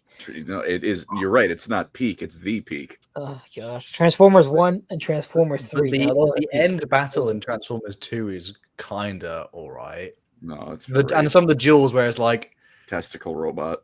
I'll take you all on. Yeah, dude. I don't care about any criticisms ever. I see that, and it's like, so this movie's a 10 out of 10. Everything else just fucking fades away. This is all I can remember now from the recent memes. I have come. Let them come. It's just endless. I'm autobotting it. All right. So we're nearing the end of the war for Taros. We're almost there, chat. I've given a very brief overview to brief for some perspective. Enjoy the 7-hour video on Eli's channel in a few months' time. Yeah. It's a Hal video. So now it is time to plan Operation Death Blow. Commissar needs the aid of Lord Commander Gustavus, Colonel Shaja, and the Officio Assassinorum. Gustavus agrees to the plan as long as Colonel Shaja is allowed to organize it, because Shaja is a smart guy. They requisition the Assassinorum, and in return they get an Eversor assassin sent to them. Quite the exciting news, and a guy who will definitely do a good job. Shaja rounds up some volunteers of stormtroopers and pilots, because their mission is likely one that they're going to die on. Shaja also volunteers to lead it himself in person. The idea, there's red team and blue team.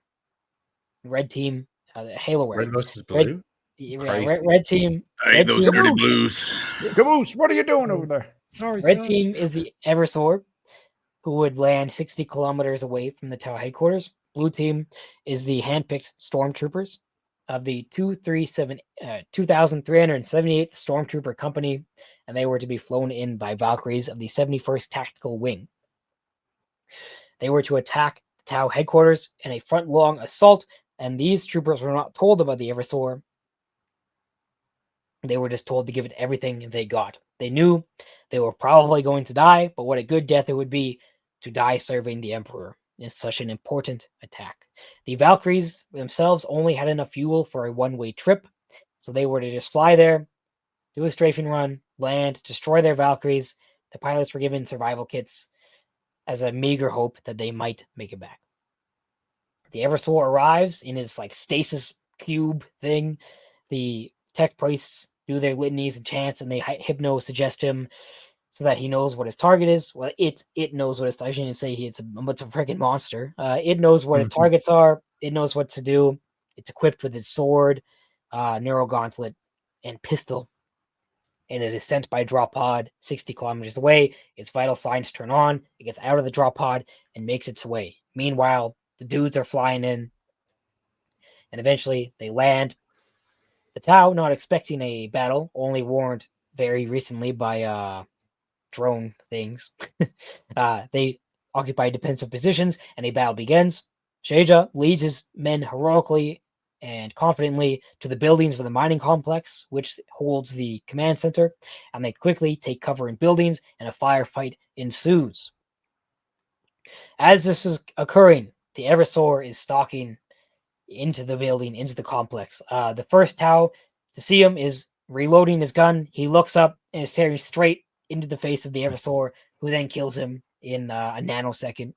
He melted charges, open the command center door, jumps through the ladder, kills the 4 Tau inside with his needle gun, gets rid of the gun, it's out of ammo, kills 2 more Tau with his gauntlet and sword, bursts into the room where the Ethereal is, and he then gets shot a bunch of times by pulse rounds from bodyguards, but he survives because he's an Eversor. He grabs the Ethereal and pins him to the ground while they continue to shoot him, and as he's dying, he uses his last breath to just laugh. And outside, Shaja and his guys are fighting, and a massive explosion blows up the command center. The Tau have to pause for a second as, an Ethereal just died. It's a massive deal. Tau are very sad, but this quickly turns to being angry, and reinforcements arrive for the Tau. Shaja and his men are all killed. There are no mercy is given. Envoy has been killed. R.I.P. Over the next few days, so important. He doesn't even have a character art. I did a video on Aun Do, and it's my worst performing video. It's like some ethereal dude. No one cares. Some goober. Well, this Envoy is not mentioned very much. Shazza Ramir is the most important guy, who unfortunately for the Imperials was not in the command center. He was outside of the command center fighting.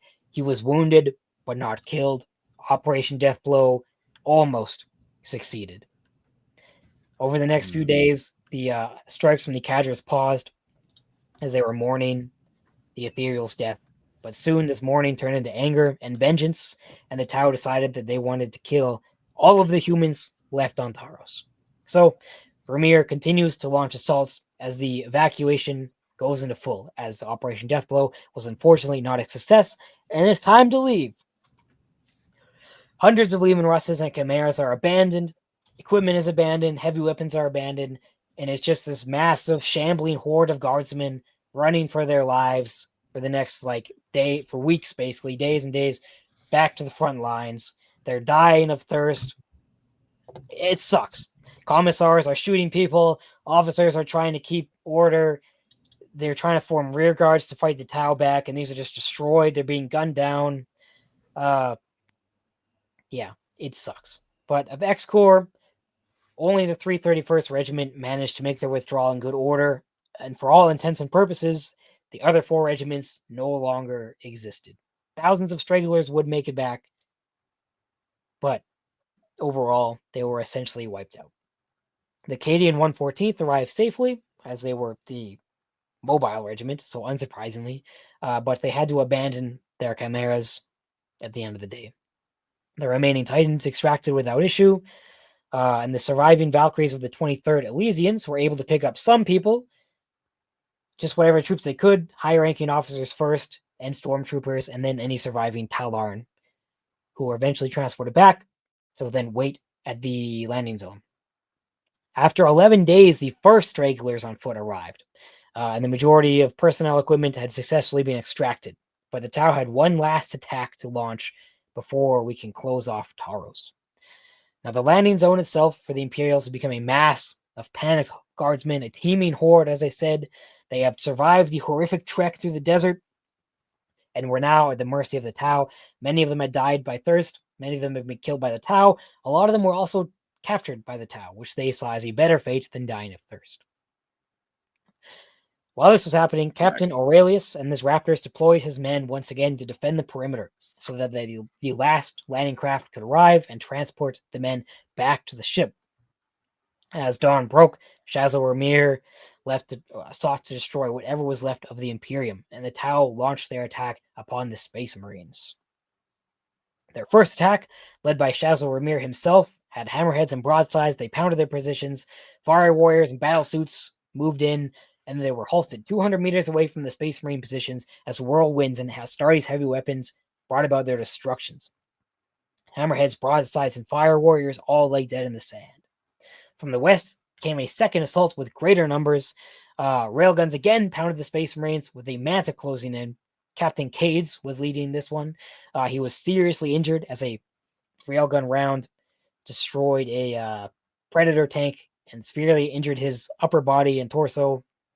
He was eventually brought back and interred within a dreadnought to continue serving the Emperor. Despite this, the Space Marines held, the Tau attack ceased, allowing the rest of the Guardsmen and everyone else to get off planet. No further pursuit was given by the Tau as the Imperials made their warp jumps. Victory was theirs. The Taros Campaign was over.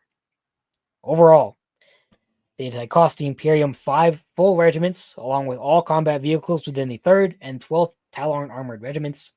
The survivors were pooled to create an understrength 3rd regiment. The 17th and 89th Talon regiments had ceased to exist, and most of the surviving men were now Tau prisoners, who would likely spend the rest of their days laboring in the Taros mines for the greater good. The remnants of those regiments... The good guys of 40k, everyone, yeah. Yeah, when the other option is kill you for looking at the xenos or demons, yes. Chuck them in the mines, it's fine. It's fine. We're good fellas. You look at a Forge World and tell me those are the good guys. They don't have emotions anymore. They've been lobotomized. It's fine. Crazy. Well, the remnants of whatever survived were given to the 331st, who had obviously fared the best because they barely had to see any action. But the now veterans of the 331st would go on to fight in other war zones. The 23rd Elysians still had 100 aircraft, but their guardsmen were essentially annihilated during Operation Comet. They were reformed by new regiments, new recruits from Elysia, and would go on to fight again. The 114th had taken minimal casualties, only losing a few hundred men, but they had lost 90% of their vehicles. They were re-equipped quickly with chimeras and stationed at the Acadian Gate for a great time coming soon. Oh, God. Well, guys, I can't believe we survived that campaign. That's probably the worst time of our lives over. Abaddon, they're like, are you sure about that? In this era of lore, they actually won that fight. To give them some credit, but then it got taken away. Poor guys. Also, I feel bad. I feel bad for the Elysian drop pilot for the vehicles. It's like, off you go, lads, have a good day, and then it's just like him with an empty cargo bay with no people in it, just like, Yeah, oh, it feels bad. Let's see. yeah.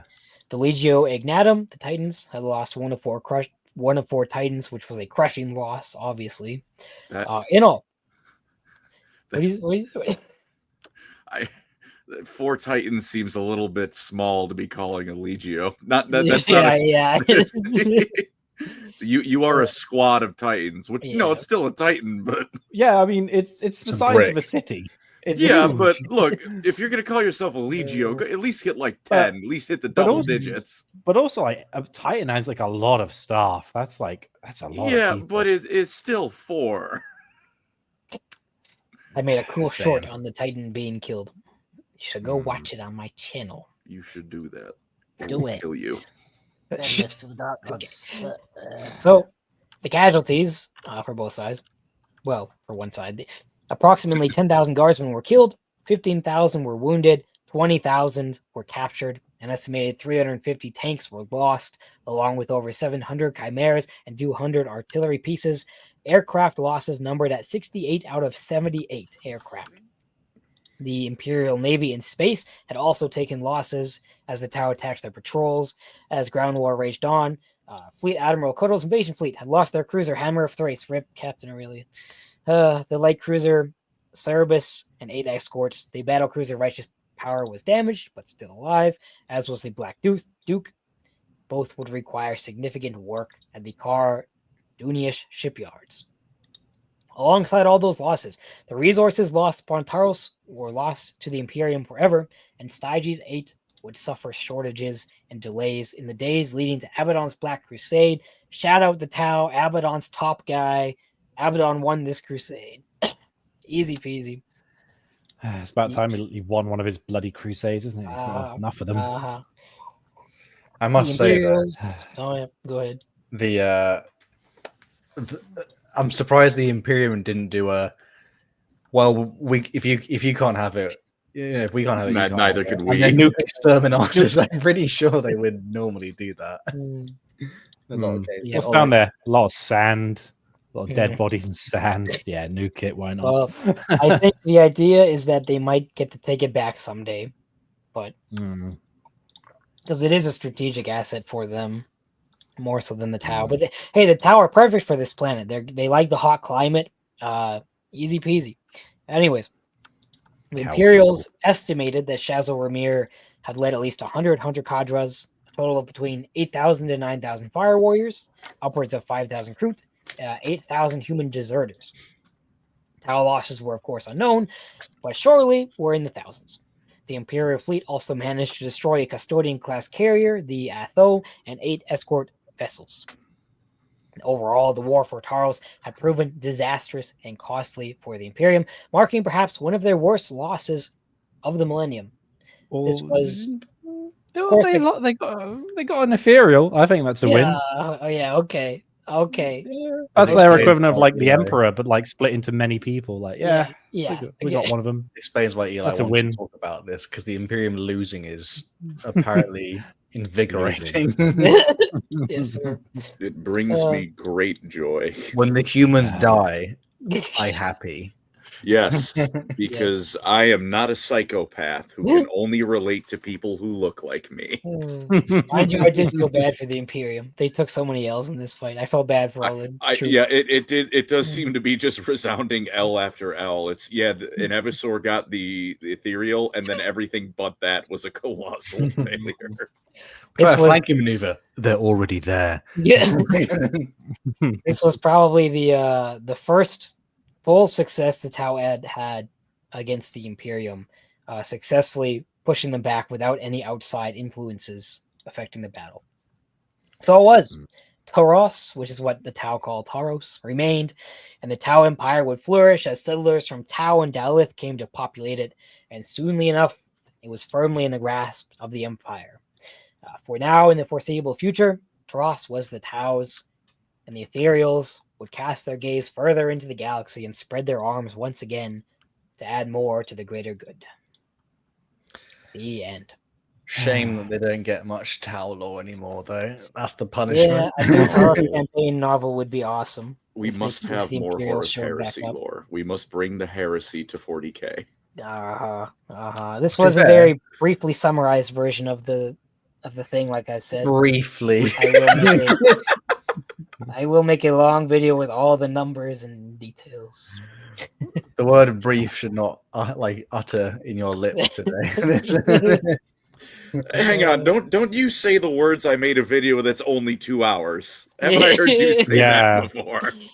Covering Yeah, last one book, week, I think. yeah. Ah, I started out making 40, 30-minute videos, and then it just wouldn't stop. And then now the last one was like 4.5 hours, and I have an issue. I'll be like, I was making love the other day. I only lasted 7 hours. Yeah. Bruh. Brother, my God. Gotrick and Felix video was 27 minutes. and there's this. And he's read every book. I've read all of them. Bruh. Except for technically like the last 5 pages of Slayer, but I know what happens. But you see, if I finish that, there's no more Gotrick and Felix. It's Jova. Well, I'm hoping that my Taros Campaign video will be at least 2 hours, and then hopefully longer. That would be cool. I don't know. It's If gonna be. there- I need to add like 2 more pages to it. But Jesus. If there isn't any more donos, we do have. There are. Oh, There okay. are. Oh, never mind. There's 3. So there's Caleb Collins. Michael Bay should do a 40k battle now scene. that Please, would be epic. please. The amount That of would be lens epic. flare and camera would be. He is a very- director. He's not a writer. Don't let him write, please. No, but look, And it reminds me of that epic rap battles of history song where he's in it. look. We haven't forgotten, folks. We haven't forgotten. You will if you don't already, you will learn to miss the days of Michael Bay's filmmaking. Seriously, so real, so Where real. it was all practical, at least, and he tried. Yep. Wotan, thank you for the DKK 20. How old is this lore? It is from 2005. It is 20 years old. God, that's Old like enough to drink. When he lore was was a baby. I was 5 years old. Jesus Christ. Wow. Shit. Damn. Uh, Caleb Collins, 199. Can you Mind translate control. this? I don't even know. Mind control is only okay in Pipakistan. Pakistan. Yeah, no, I understand that. Like No, Pippa no, the pig. no, you don't. Bro, not what if is you this? need to What I does don't it worry wanna about know. that. mean? Okay. Is this some kind of weeb? It's VTuber nonsense. Don't worry about Oh, poor shame. Is this some For kind of weeb shame. nonsense I'm too normie to understand? it. Yes, it Uh, is. Oh dear. Colin, I think this is for you. How cringe play 2,000 points Croots like me and just Epic. lose. You're real for that. Look at this. Look at this metal Crute shaper, baby. An old metal Crute But shaper. he's got the hat. The hat was I have not, to say- did not He does have a have hat the this And we story. With also the- have sorry. Chi We'll find around the here hat. I somewhere. did when I first turned off my camera at the I'm start. Oh, hey, there he is. I was looking for a green hat in a bin where I have a bunch of hats. I do not own one, unfortunately. And Shaz over me. Next week, we have to do one we're next live. week. We will order you a hat, Colin. Send I it to can your get house. a hat. I will say, after reading this, I will be buying a Tiger Shark AX10. Hell yeah. Wow. It's Pro so- doesn't have enough models confirmed. I do Mm. not have enough models. I'll There is never no have such models. thing. And I found a new Chinese supplier called War Table Games. Wow. So I may order the Tiger Shark from him. We'll see. The real one is $400, so probably that's more than my hobby budget. I would say regarding VTubers, I feel like I Oh boy. was too. I'm not young enough to I wasn't there when the wave happened, but I'm also at the point where, if I get to 30 and I'm talking about VTubers, does that mean people are concerned for me? There's a certain point. Yes. There's a certain point where you get too old, and then it's oh, that's funny, and then it goes oh, that's funny. You know what I mean? And then people start going, oh no. I feel like I'm starting to get to the point where I'm actually aging out of things that are the new thing. I'm like, oh god. We got one more donation. I don't know Thank what you. this means. Thank you for the 2 Caleb Collins. I'm not saying that. Pippa, Pippa, Pippa, Pippa, Pippa. For What does that Grand mean? Leader Pippa Uwu. What does that mean? Unbelievable. Why would you make Don't- us say these things, Caleb? Don't worry about it. Why? That's what it means. Just don't worry about it. Well, rounding off today's obviously episode, we last time on the podcast, we guys asked you who'd you get a drink with. That was the question of the week, and we have a few good responses from you guys. We appreciate it very much. The first one is by @Denny the Witch -T9 a.m. or 9 p.m. Denny's at 9 p.m. I assume he means. Hashtag bottoms up. Nemesaur Zandrek. I thought I said that wrong there a second. Nemesaur Zandrek. It'd be great. It'd be great. God damn. Believe in you. It'd be a great feast. I don't think it'd be great at first. It'll be a great feast. I get to ask a space granddad all sorts of questions that I might get coherent answers to. And all the food and drink would be for me.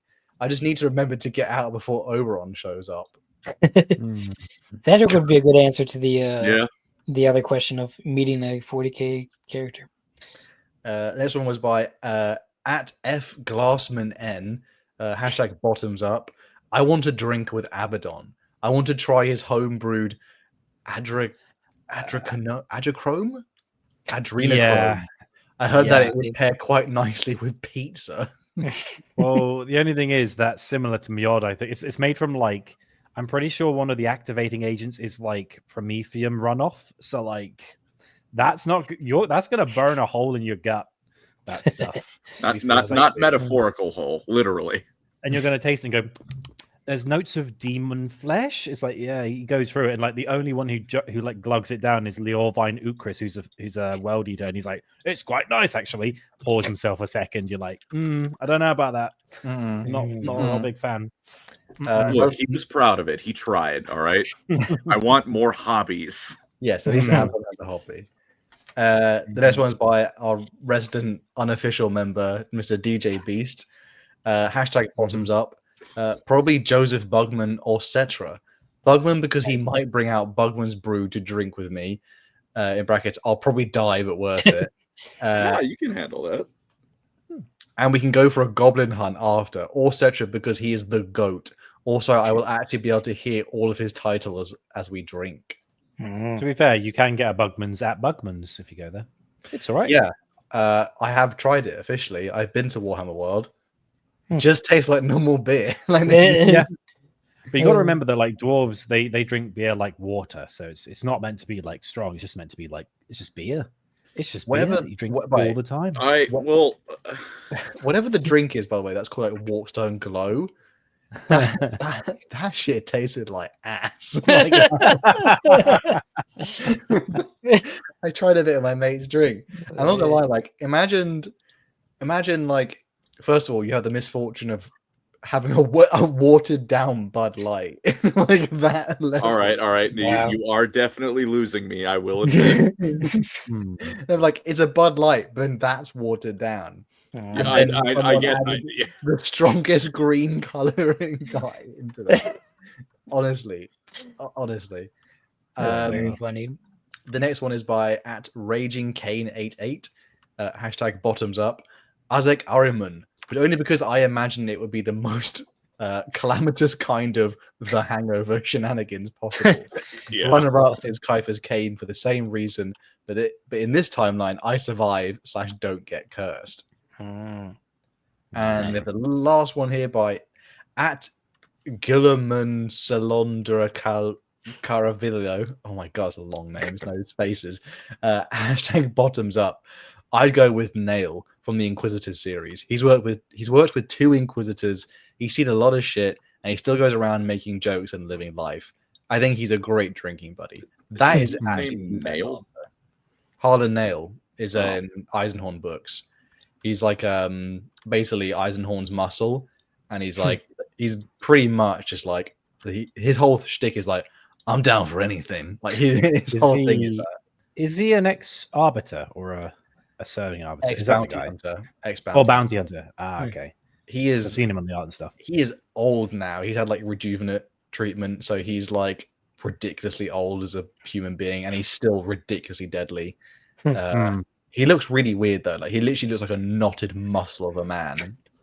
He looks like like a bald chimpanzee. He looks like Phil Mitchell from EastEnders. Oh wow. Yeah. But we also have a new question of the week this week, which is #helper. So the idea is, what helper CCs would you think would be fun to put with the Tau? And this can be from any franchise or setting you like. Like I think the grunts from Halo would be a bit of a jolly. It's like to say, oh, and then like the Space Marines are just bolting them to death. That'd be funny. Bro, please, Children, come on. but children's birthday, yay, happening every time they get a headshot. It'd be hilarious. Bro, the life of a grunt is suffering. Let them be. Apart from that one guy from Halo Wars 2 who's like a legendary grunt, who's just like, yes. Aside from that one grunt, what's the like? I mean, it's in universe, but what's the? Is it Gretchen? The mini orcs. oh yeah, like they are Yeah. to like grots. What grots are to orcs? Yeah, yeah. I would have Gretchen unironically just be part of the Tau because it would be hilarious. Because they're kind of, I'm listening to one book now, and they're like some of them are like there's a whole thing that they have a shtick about like we're the downtrodden class, and we need like a communist revolution. Oh, the Red Gobbo, isn't Yeah. it? There's a whole book series. Well, I say books, short series, I think it is for the Red Gobbo. Yeah, I think amazing plot line. I think one of the Tau sub races should be the Eldrazi. Yeah, crazy. Devour some poor guardsmen. On a similar note, I think the Cravers would be very good. I was gonna say Tau the forces. Cravers. Are you sure they'd be good with the Tau? They could be good That'd be fighting very for the amusing to Tau. watch, That'd be funny to watch. The Tau can just—it's like the crew. They just look away when they're eating people.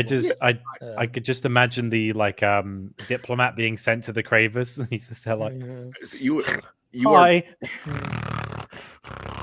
Do you I want to think join our empire? Any endless space faction would be cool. You are much more confident in the Watercast's ability to negotiate with the Cravers than I am. I mean, send them to give them free worlds to eat. Free slaves. I don't know. I guess point them in the right direction and pray they run out of steam before they run out of people. Bruh. Absolutely, bruh. Caleb Collins still talking about Pippa. There's a lot of few We've got, speaking of which, Caleb Collins for 2. Who loses more, Thanquil or Arahem? Araman. Oh, Araman. Araman. Thanquil loses and somehow helps him. Yeah, Armand just loses and is sad after. Armand doesn't have a win. He kind of has we're still going. We only lost a little bit. You know what, Araman reminds me of like that uncle you have who's trying to get into the music career and he's in his 50s and you're like, it's not happening, dude. Just quit. Just do something else. Find another hobby. He's like, no, I'm gonna get like a #1 album. Like, the only downside is like Thanquil has like the blessings of the Horned Rat. Ariman has Zinch. Just messing. Poor guy. Now, to be fair, both of those are horrid things to have blessings from, but the Horned Rat, at least, he's funny. If you made the Horned Rat happy, that's good. If you made Zinch happy. Yeah, but there's nothing Zinch loves more than putting you on an endless quest that you never get to fulfill. That's his thing. He's not his friend. Yeah. He's not his friend.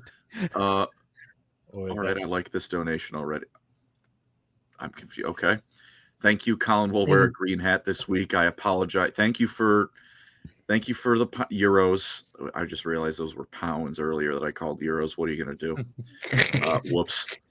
I tried to convert a sanguinary guard into Gelt, but the mini caught fire in the process. Don't ask how. As it is, gold magic is tumultuous. I get it. So I take this as a sign to stop doing that. Take it as a sign that you're on the right path. Yeah, for real. yeah, do it. Keep going. Just do it initially cooking. Do it in close proximity to a fire. What that means is it's a lore accurate Gelt because he also exploded. All you got to make sure is you don't try what Omega on Edge did, where he puts the lion's cape into I think it was a rice cooker to see if he could like dry it quicker. It did not work. Do not do no. Shame, bro. I mean, I guess someone had to know. Shame, bro. That picture is amazing. Shane Brother 499. I'm going to start a Red Guard revolutionary movement. Unbelievable. What's that?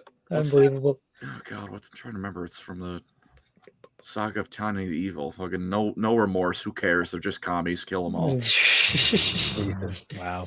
The most American response ever. Oh dear. Damn. Well, Thank you, be Eli. good. That was a very Yeah, fun Yeah, episode. thank you. I hope it made sense. Hope it wasn't too fast, but I think I'm more understood than I didn't. nice. I feel like the person who like had 40k lore injected into my brain like forcibly, like it was like the campaign is in me now. Very That's good. kinda weird. What I got of it is another resounding victory for the greater good. Minus the baby. ethereal. We don't got to worry about that.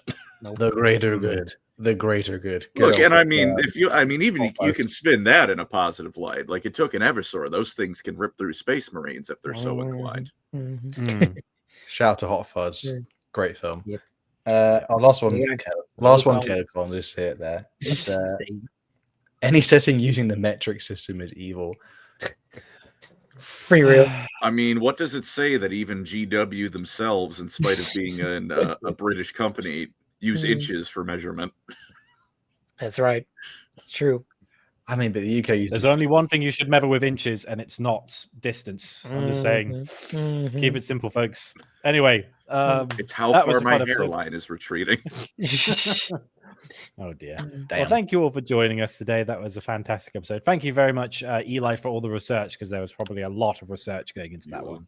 And to be fair, you for a few weeks have been like, "Is it time?" And we're like, "Not this week." And then the next week, "Is it time?" "Not this week." So we've been teasing you a bit with that. Sorry. It's forgiven. But that was good fun. But we hope you all enjoyed this episode, and we'll see you next time. Bye, everyone. Farewell. Farewell. Love you. Like and subscribe.